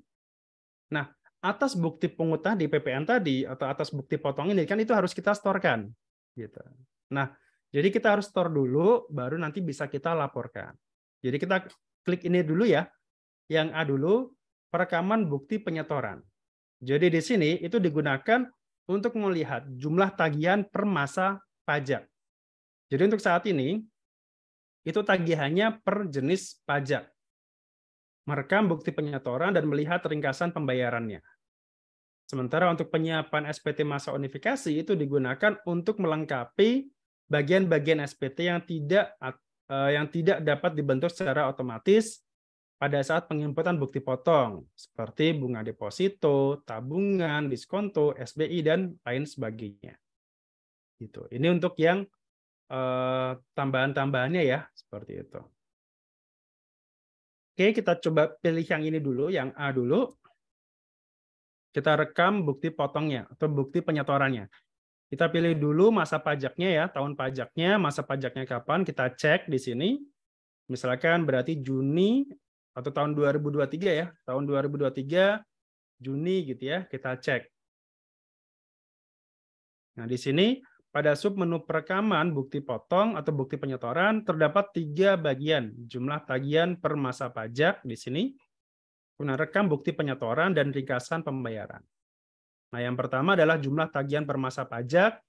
Ini adalah bukti yang harus disetor. Penyetoran itu masih per jenis pajak ya. Ini 4.11121 itu adalah 4.11122 itu adalah PPh pasal 22. 4.11124 ini adalah PPh pasal 23. Jadi walaupun ini 24 berarti pasal 23 ya. Kalau di sini 4.11123 itu adalah PPh 22 impor. Kadang-kadang itu yang dulu sering bikin salah pada saat setor. Biasanya bendahara gitu ya, salah setornya karena itu. Jadi dianggap, oh ini kan belakangnya kan 22, oh berarti pasal 22. Oh belakangnya kan 23, oh berarti pasal 23. Ternyata 4.11123 itu adalah PPh pasal 22 impor. Pasal 23 kodenya adalah 4.11124. Kemudian 4.11127 ini adalah PPh pasal 26 dan 4.11128 adalah pasal final atau PPh pasal 4 ayat 2. Jadi kemudian jenis setorannya ya, ada masa, ada di sini adalah untuk jasa, ini untuk pasal 26, ini misalkan untuk sewa gitu ya, sewa bangunan gitu. Kemudian jumlah bukti potongnya. Nah, di sini juga sudah disediakan kode billingnya. Jadi kita tidak perlu membuat kode billing baru. Kenapa? Karena biar tidak sampai salah setor. Gitu. Jadi pastikan pembuatan billingnya ini itu sudah sama ya gitu. Atau jadi istilahnya kita tidak perlu buat billing baru. Jadi udah kita buat aja dari sini. Di sini ada 2 tombol. Yang pertama adalah buat dan yang kedua adalah cetak. Jadi tinggal kita cetak saja masing-masing, kemudian kita bayarkan. Pak, kenapa kok nggak jadi satu aja billingnya gitu? Kemungkinan nanti akan seperti itu nanti ya. Karena kan kenapa? Karena untuk saat ini billing itu hanya mengakomodir satu jenis pajak. Jadi kalau misalkan misalkan di sini ada 4 jenis pajak, ya berarti harus ada 4 kode billing. Dan kan kalau kode billing kan juga satu masa pajak, satu NPWP gitu ya. Kemudian jenis masa kapan, tahun kapan gitu, itu jadi satu kode billing. Jadi nggak bisa dijadiin satu ya sementara ini ya. Kedepannya mungkin akan bisa, cuman untuk saat ini per jenis pajak. Jadi kita harus bayarkan masing-masing jenis ini, masing-masing billing ini. Billing bayarnya gimana Pak? Ya udah bayarnya seperti biasa. Ke bank bisa, ke kantor pos bisa, lewat mobile banking juga bisa, lewat marketplace gitu ya, Tokopedia, Bukalapak, apalagi ya, macam-macam ya, itu juga bisa dilakukan. Gitu. Jadi berisi seluruh rincian tagihan. Jadi ini harus, pastikan PP yang dipotong itu sudah sama persis di sini. Kadang-kadang ini juga yang bikin error di situ. Ada misalkan yang belum dibayarkan misalkan. Itu juga kadang bikin error, nggak bisa lapor. Karena ada PPh yang dipotong tapi belum distorkan. Tadi ya, ini bisa buat billing atau cetak billing. Nah, kemudian misalkan kalau sudah distorkan, sudah dapat NTPN-nya ya, sudah dapat NTPN-nya, kita input NTP-nya tadi.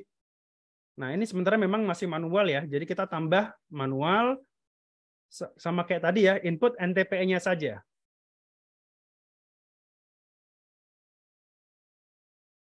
Input NTPN-nya, atau input kalau misalkan tadi ya ada pemindah bukuannya, silakan kita cek di sini. Bisa NTPN, bisa pemindah bukuan. Nah ini tadi ya, pastikan semuanya sudah di-store. Dan jangan sampai ada selisih ya, selisih minus.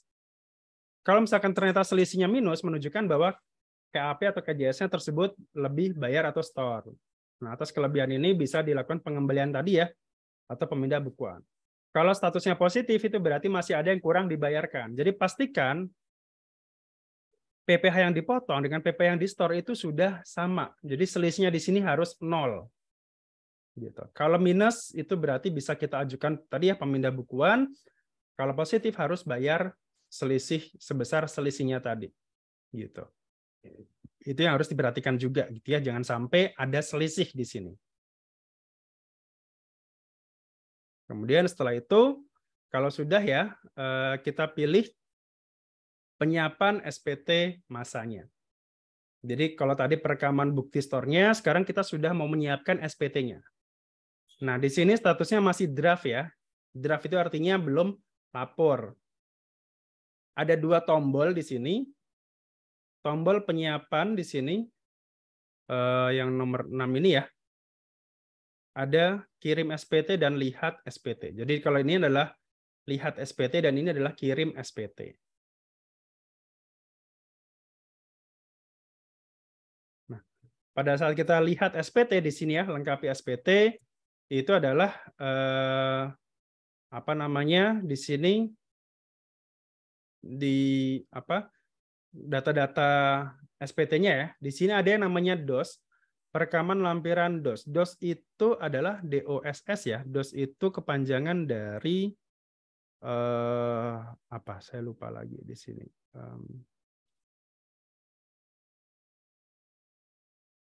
Sebentar. Kepanjangan dari DOS itu adalah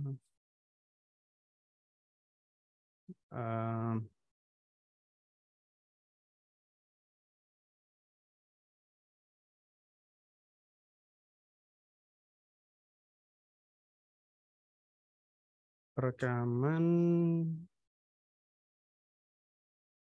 yang setor daftar objek yang setor sendiri ya. Tadi sampai mana tadi ya?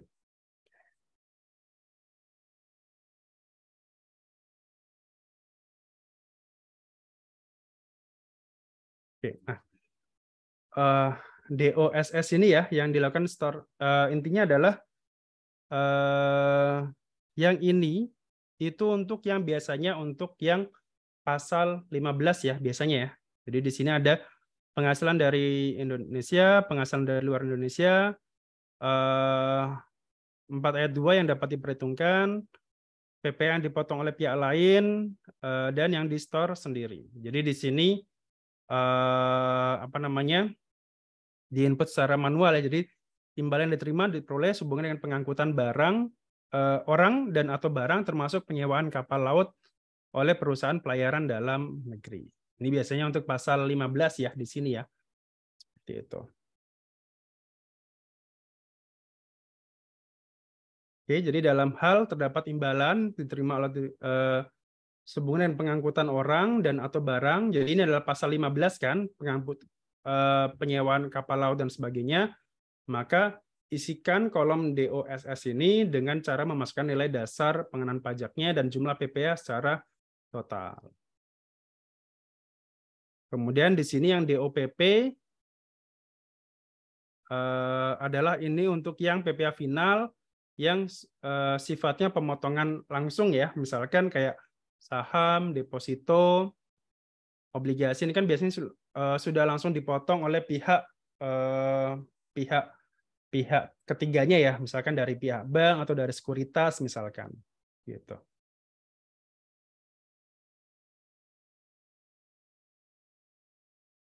Oke, kalau ini sudah ya misalkan ini ada bunga deposito berapa, pajaknya berapa. Misalkan bunga deposito kan tarifnya 20% ya. Jadi misalkan kalau di sini 1 juta ya berarti pajaknya 20%. Saham itu berarti 0,1 dan seterusnya ya. Seperti itu. Ini kita isi manual. Kemudian bukti store-nya tadi ya. Bukti store-nya ini adalah yang tadi, bukti yang sudah dikumpulkan tadi ya. Daftar bukti penyetoran ini untuk yang mengecek memastikan seluruh data bukti store telah terinput pada daftar bukti penyetoran. Jadi ini tadi semuanya ya yang sudah distorkan itu masuk ke sini, ada NTPE-nya segala macam. Kemudian jika sudah Jika data telah sesuai, lanjutkan ke kolom pemilihan penandatanganan. Nah, ini penandatanganannya pengurus atau kuasa tadi ya pilihannya, kemudian namanya siapa, kemudian kita pilih simpan. Oke, itu tadi penyiapan SPT masa unifikasinya.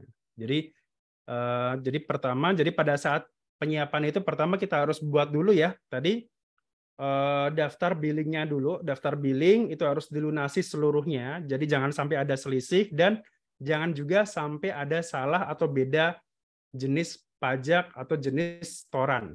Gitu. Jadi misalkan jenis pajaknya udah benar nih pasal 23, tapi ternyata jenis setorannya salah. Harusnya 100 tapi 102 misalkan. Atau mungkin PPh final harusnya 410 tapi 420 misalkan. Itu juga yang membuat kadang-kadang suka error. Gitu. Jadi pastikan jenis pajaknya benar, jenis setorannya benar, nilainya harus sama, PP yang dipotong sama yang di store itu juga harus sama. Kalau sudah clear, kita bisa pilih simpan di sini. Nah, kemudian langkah terakhir ya, langkah yang ke-6 sekarang adalah di pengiriman SPT masa unifikasi.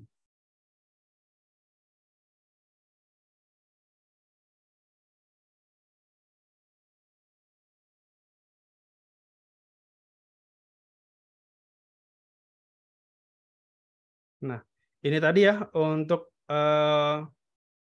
pengiriman. Tadi kan kita lihat ya, kita pilih yang lihat ini. Kalau pengiriman itu kita tinggal klik yang tombol perahu kertas gitu ya, perahu kertas gitu ya. Gitu.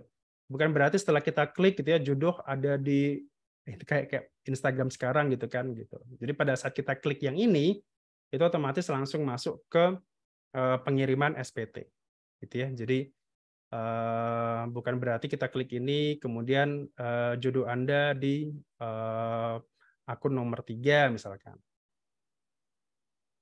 Oke, nah ini adalah rangkuman saja sebenarnya dari tadi ya. Yang pertama adalah lampiran DOSS, DOPP, lampiran-lampiran SPT unifikasinya. Ini kita cek lagi ya, pastikan sudah benar atau tidak semuanya.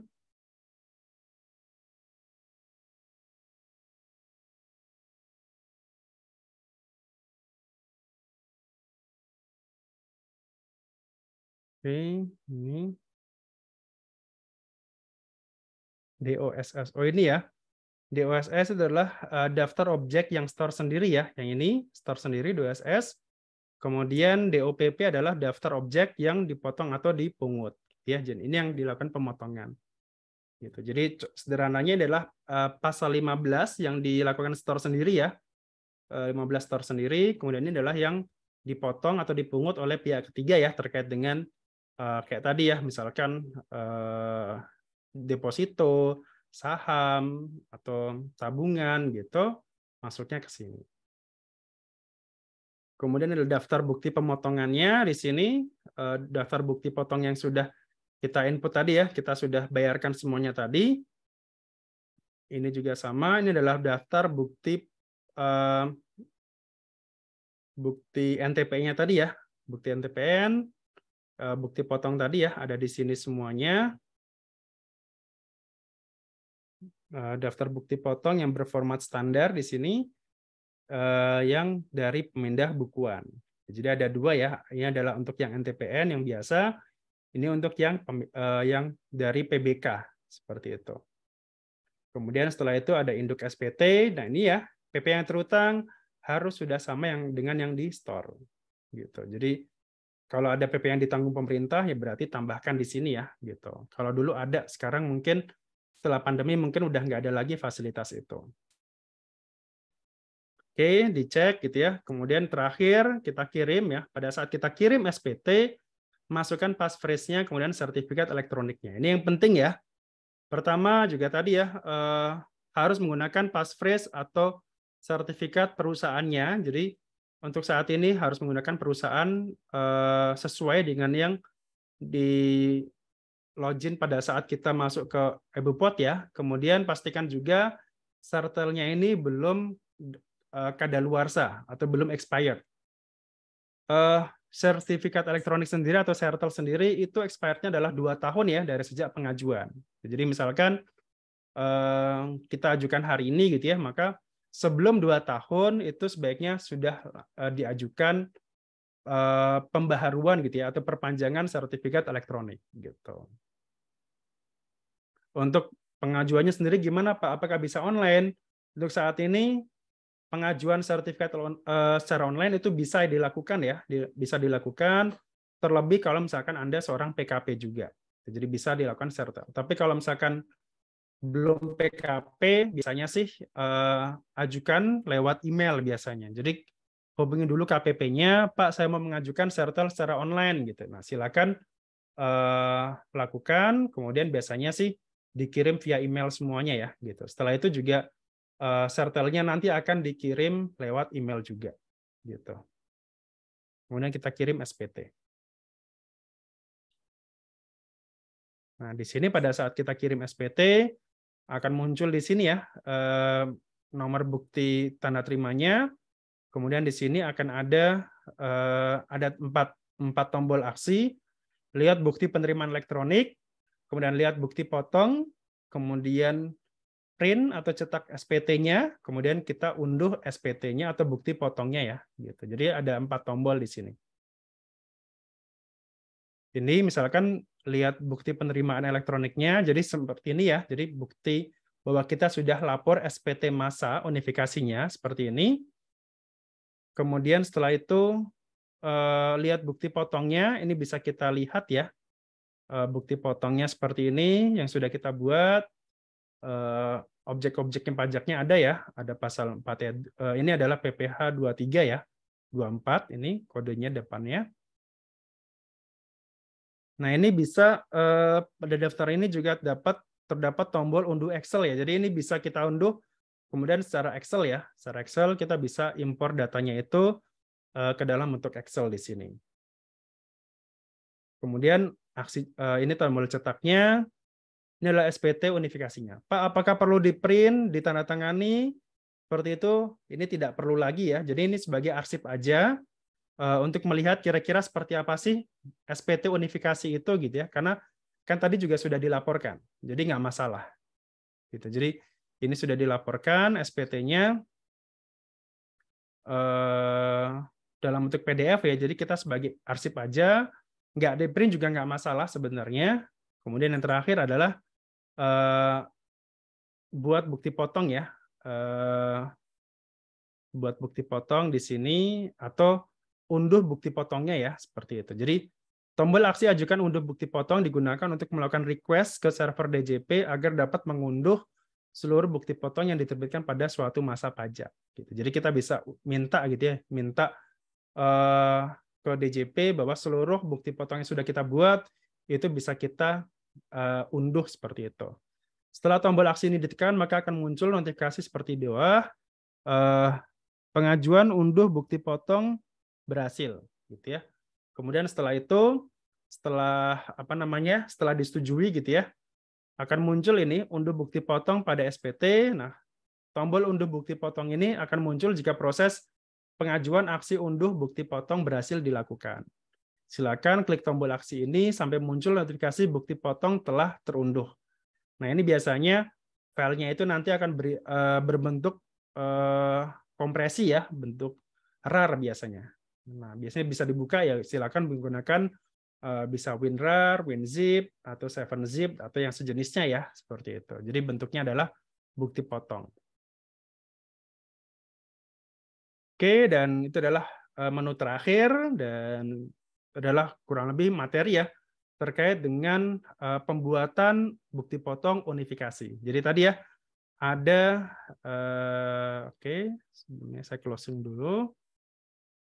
Oke, bisa cek di situsnya DJP juga atau medsosnya DJP, atau untuk yang lebih lengkapnya itu juga ada di YouTube saya ya, mulai dari apa itu unifikasi, kemudian bagaimana cara perekamannya, kemudian bagaimana cara impor tadi ya, impor bukti potongnya, sampai misalkan kalau buat pembetulan dan sebagainya itu juga ada di playlist ya. Jadi silakan cari aja di YouTube saya playlist Ibu Pot unifikasi gitu ya, atau ibu pot 23 juga ada gitu.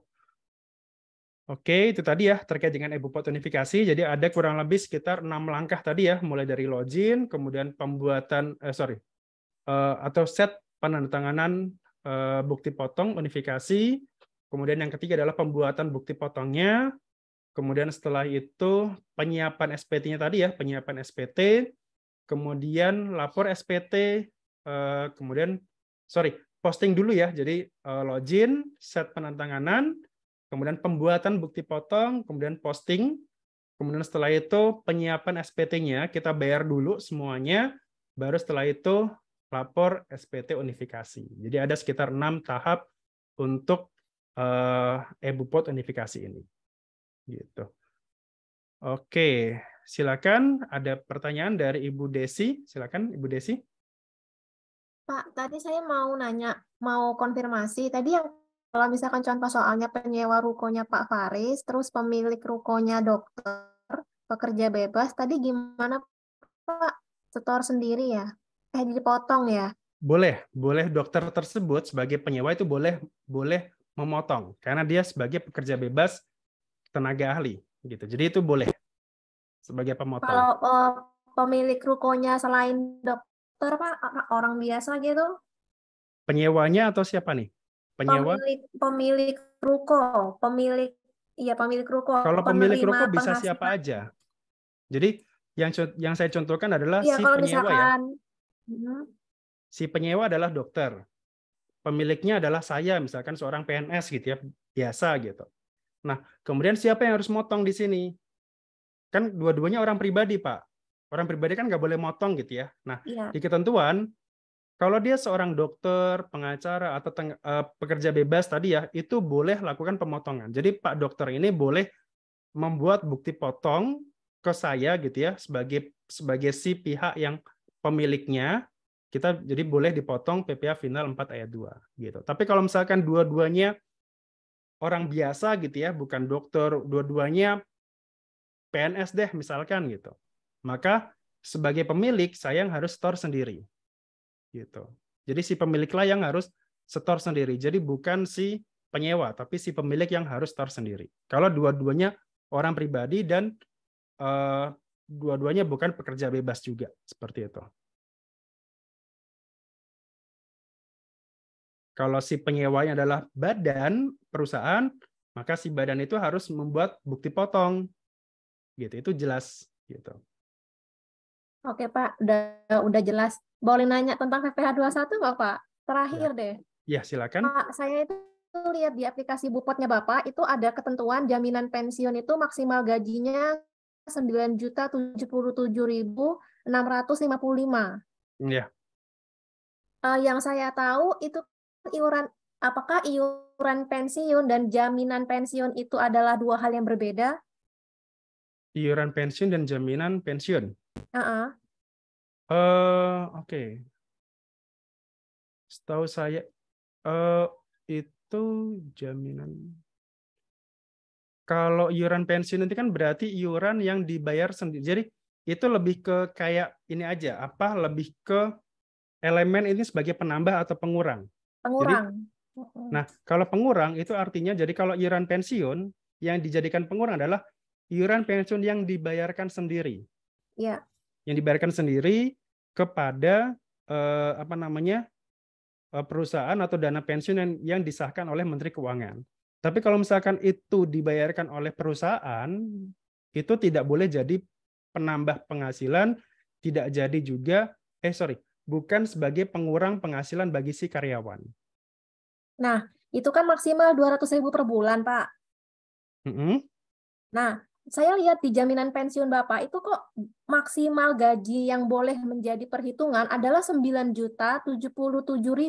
Otomatis kalau misalkan pensiunnya itu 1% dan gajinya itu 15 juta, 1% kali 15 juta kan 150.000 tuh Pak. Itu kan masih di bawah 200.000 kan, masih boleh kan? Nah, ini menjadi tidak boleh gara-gara gajinya 15 juta. Karena Bapak ada tulis maksimal gaji 9.077.655. Itu yang di kolom Itu jadi rancu, Pak. Itu di kolom penambah penghasilan atau sebagai pengurang? Sebentar ya, saya cek dulu. Itu di elemen penambah dan pengurang sih Bapak nulisnya. Oh, dua-duanya masuk ke situ ya? Oh, oke oke. Nanti coba saya cek lagi ya. Kalau misalkan ini berarti coba saya perbaiki. Iya, heeh. Kalau untuk kesehatan kan maksimal gaji 12 juta, Pak. Hmm, Berarti kalau misalkan kesehatan itu, misalkan berapa ya kesehatan? Kalau nggak salah 4% dibayar perusahaan kan, Pak. hmm. Nah, Itu misalkan 4%-nya gajinya, boleh jadi penambah, iya betul. yang dibayar sendiri Misalkan nggak gaji boleh. pokoknya, betul. Kalau misalkan gaji pokoknya 20 juta, ya berarti tidak boleh ngitungnya 4% kali 20 juta. Yang boleh Hmm, adalah 4% kali 12 juta maksimal. Karena Bapak ya. ada tulis maksimal gaji 12 juta, gitu-gitu kan, Pak. Hmm. Nah, gitu juga dengan jaminan pensiun, Pak. Bapak ada nulis maksimal gaji 9.077.000 itu. Jadinya Oh, saya oke oke. bingung kan. Oke, itu sebenarnya itu juga sih. Itu saya ambil dari ketentuan di BPJS ya, gitu. Makanya itu juga saya kalau saya kan nggak tahu aturan teknisnya gimana ya. Jadi itu saya ngambil plug aja dari BPJS bahwa maksimal adalah 9 juta sekian tadi gitu. Tapi kalau untuk yang eh, batasan maksimalnya yang nominal ya, nominal batasan maksimal 200.000, nanti akan coba saya edit ulang berarti ya. Karena saya juga nggak terlalu paham tuh aturan di BPJS gitu ya. Kan itu karena itu sebagai elemen penambah di pasal 21, maka itu saya tambahkan gitu. Oke, terima kasih Ibu Desi ya atas koreksinya ya tadi. Oke, Pak. Makasih juga, Pak. Itu aja, Pak, yang mau saya tanyakan. Baik, terima kasih. Ada lagi silakan.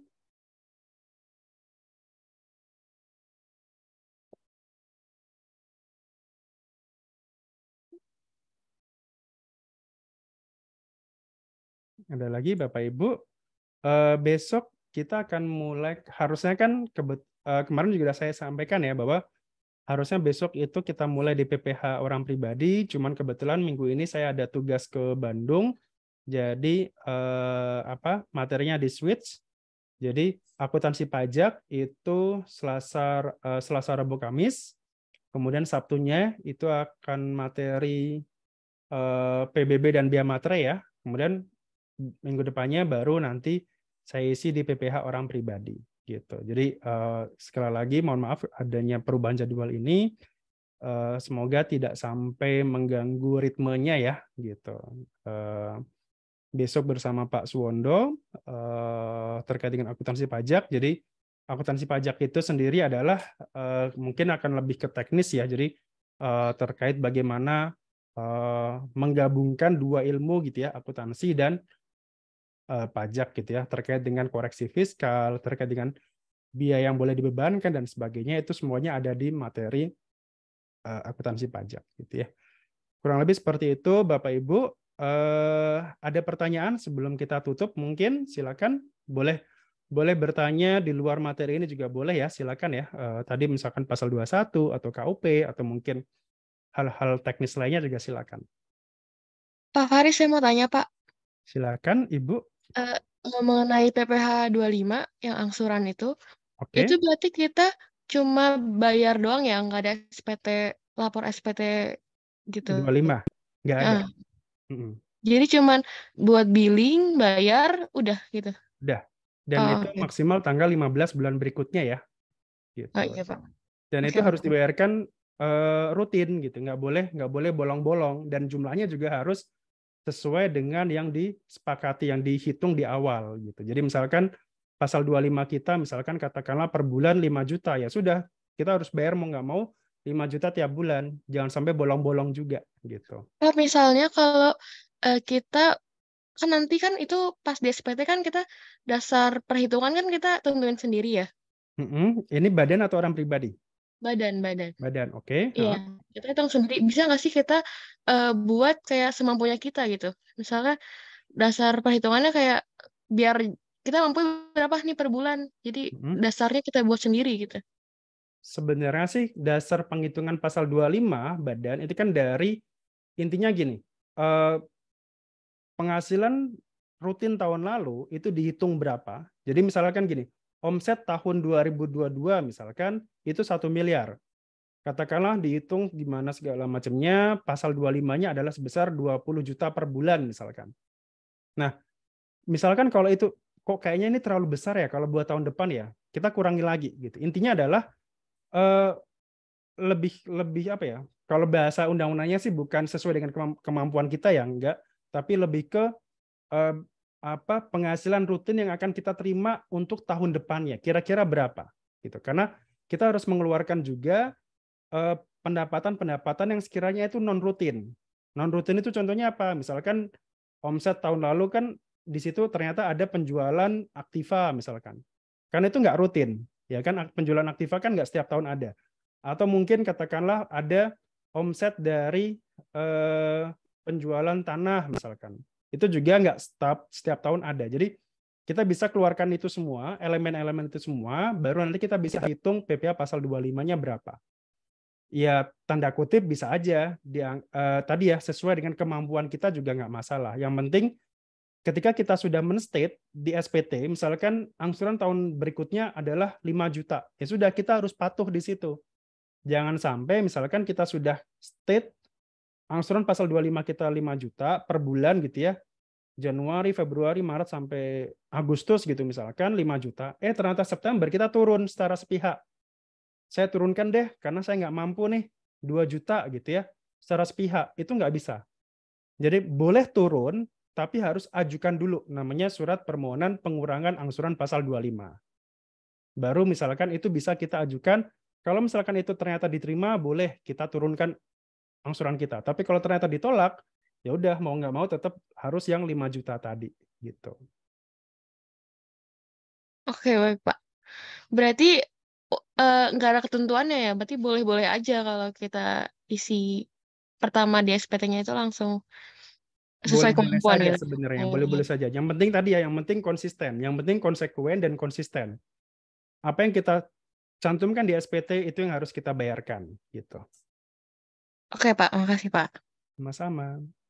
Ada lagi silakan. Pak Ferry, saya mau tanya. Silakan Ibu Eril. Ini misalnya kita kan berinteraksi dengan apa namanya bengkel itu belum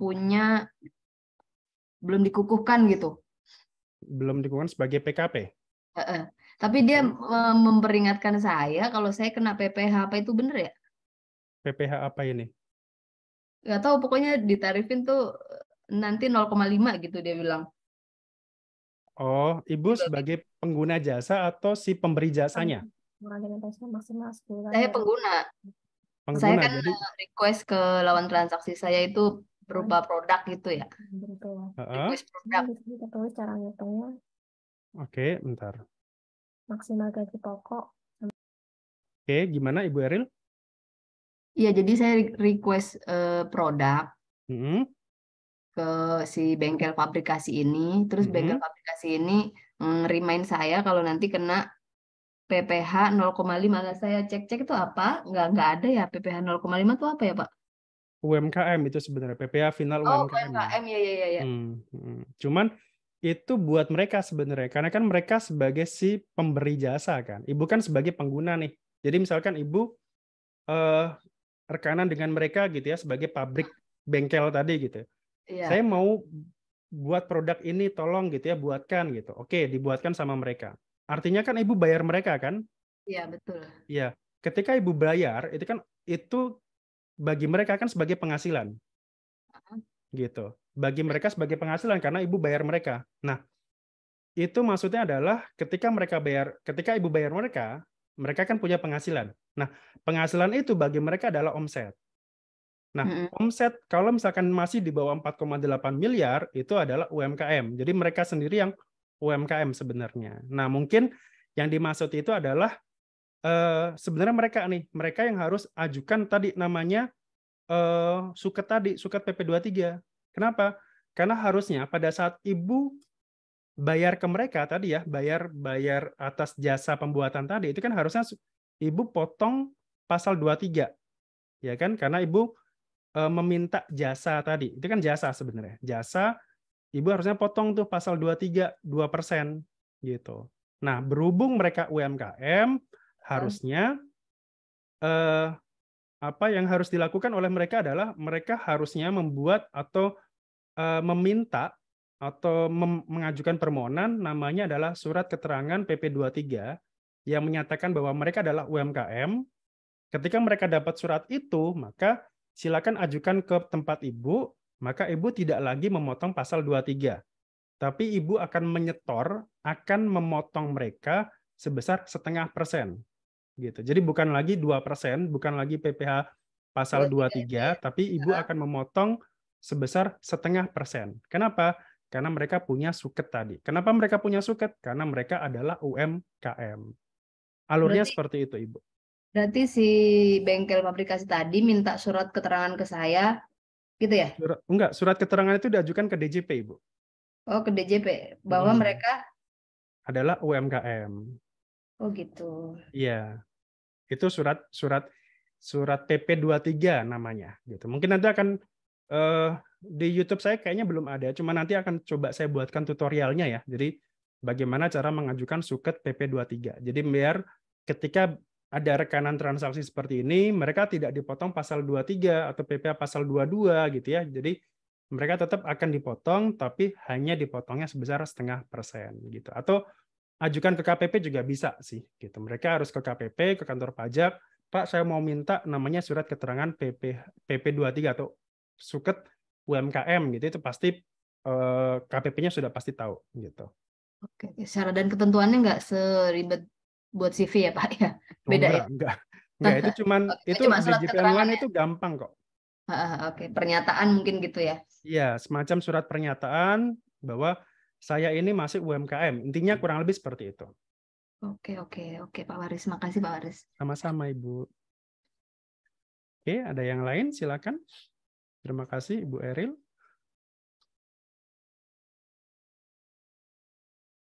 Oke. Pak, saya mau tanya, sambung yang punya Bu Eril tadi ya. Silakan Ibu Vera. Itu kalau yang motongnya Bu Eril itu sebagai badan ya Pak ya? Iya. Bukan lebih gampangnya nanti si bengkel tersebut yang bayar, maksudnya pajak penghasilan dia sendiri setelah dia terima penghasilan, gitu ya? Iya gitu. Sebenarnya bisa pakai cara itu, Bu. Bisa pakai itu. Makanya kalau kita bicara aturan ya, Iya.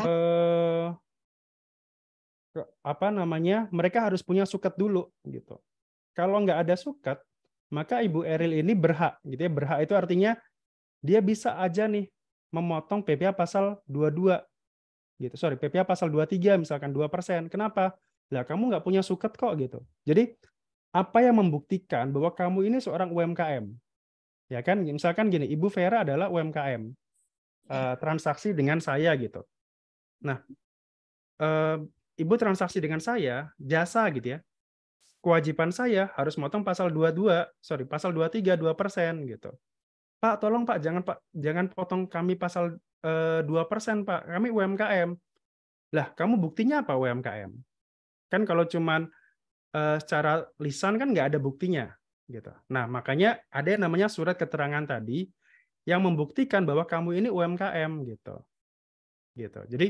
Jadi bisa pakai cara ini ya. Jadi kalau secara legal ya, secara aturannya, maka kita harus ajukan dulu surat keterangan tadi gitu. Nah, ketika misalkan nanti aturannya misalkan punya suket, maka si ibu saya gitu ya sebagai pemotong atau Ibu Eril tadi tetap boleh memotong pasal 23 gitu ya. Tapi nanti tarifnya biasanya 0%. 0% itu artinya tidak dipotong pasal 23, tapi biasanya bisa distorkan oleh Ibu Eril, bisa juga store sendiri gitu. Store sendiri sebesar 0,5% juga gitu. Jadi yang harus jadi catatan tadi adalah punya nggak suket ini. Karena kalau nggak punya suket, maka saya sebagai pemotong berhak untuk memotong pasal 23. Jadi biasanya sih pastikan kalau Ibu punya rekanan UMKM, sebaiknya tanya dulu, Bapak punya suket nggak gitu. Karena kalau nggak punya suket, kami potong nih pasal 23 gitu.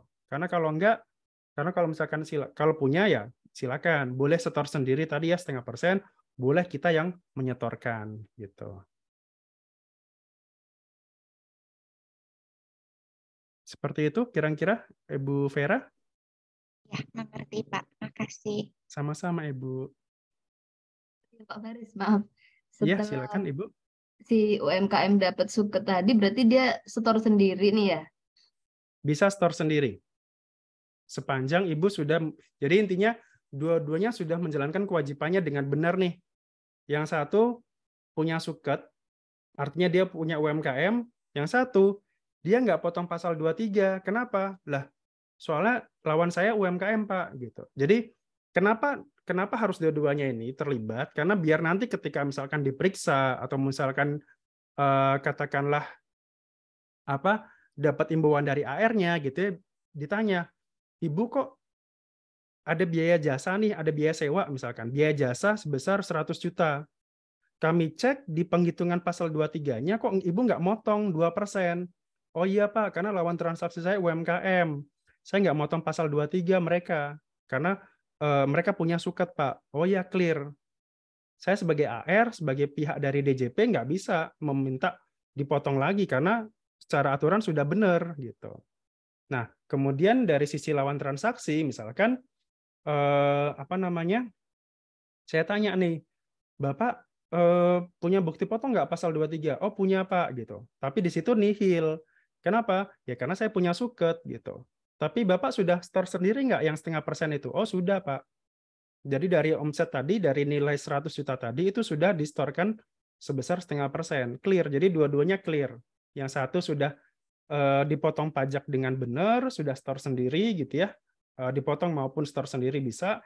Yang satu nggak bisa motong. Kenapa? Karena ada istilahnya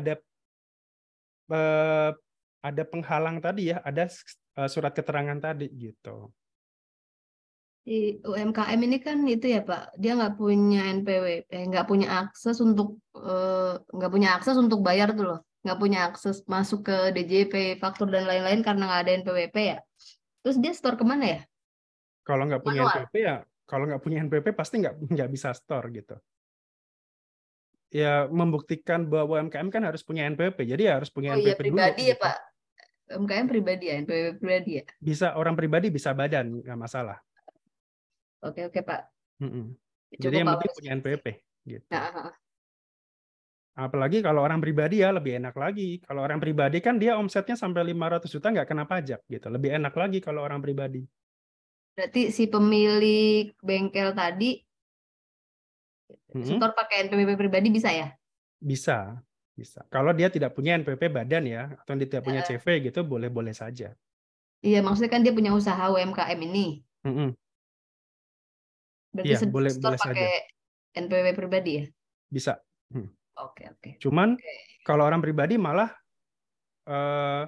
kalau omsetnya di bawah 500 juta dia malah nggak perlu setor gitu. Karena memang dia istilahnya tax free-nya di situ, fasilitasnya di situ gitu. Nanti mungkin akan dibahas nanti di PP orang pribadi ya sama saya nanti UMKM orang pribadi itu nggak kena pajak gitu. Berarti patokannya di bawah 4,8 ya? Di bawah 500 juta kalau untuk orang pribadi. Tidak kena pajak ya. Tidak dipotong pajak itu atau tidak perlu setor pajak PPh UMKM kalau omsetnya di bawah 500 juta. Kalau di atas itu lebih, baru selisihnya. Gimana? Iya, kalau omsetnya lebih di atas itu? Sebesar selisihnya. Jadi misalkan omsetnya 800 juta misalkan. Maka yang perlu dibayar hanya 300 jutanya saja. Dikalikan 0,5% ya. Oh iya. Oke Pak, terima kasih Pak Faris. Sama-sama Ibu. Oke, sepertinya cukup ya. Sekarang sudah jam 9. Terima kasih sekali lagi Bapak Ibu sudah berkenan hadir dan mengikuti pelatihan ya, khususnya EBUPOT Unifikasi. Besok kita akan jumpa lagi di di akuntansi pajak bersama Bapak Suwondo. Selama 3 kali pertemuan, semoga Bapak Ibu selalu sehat, selalu jaga kesehatan. Terima kasih, selamat malam, selamat istirahat. Assalamualaikum warahmatullahi wabarakatuh. Waalaikumsalam. Waalaikumsalam warahmatullahi wabarakatuh. Terima kasih Makasih, Bapak Pak. Ibu. Sama-sama Bu. Izin mematikan recordingnya.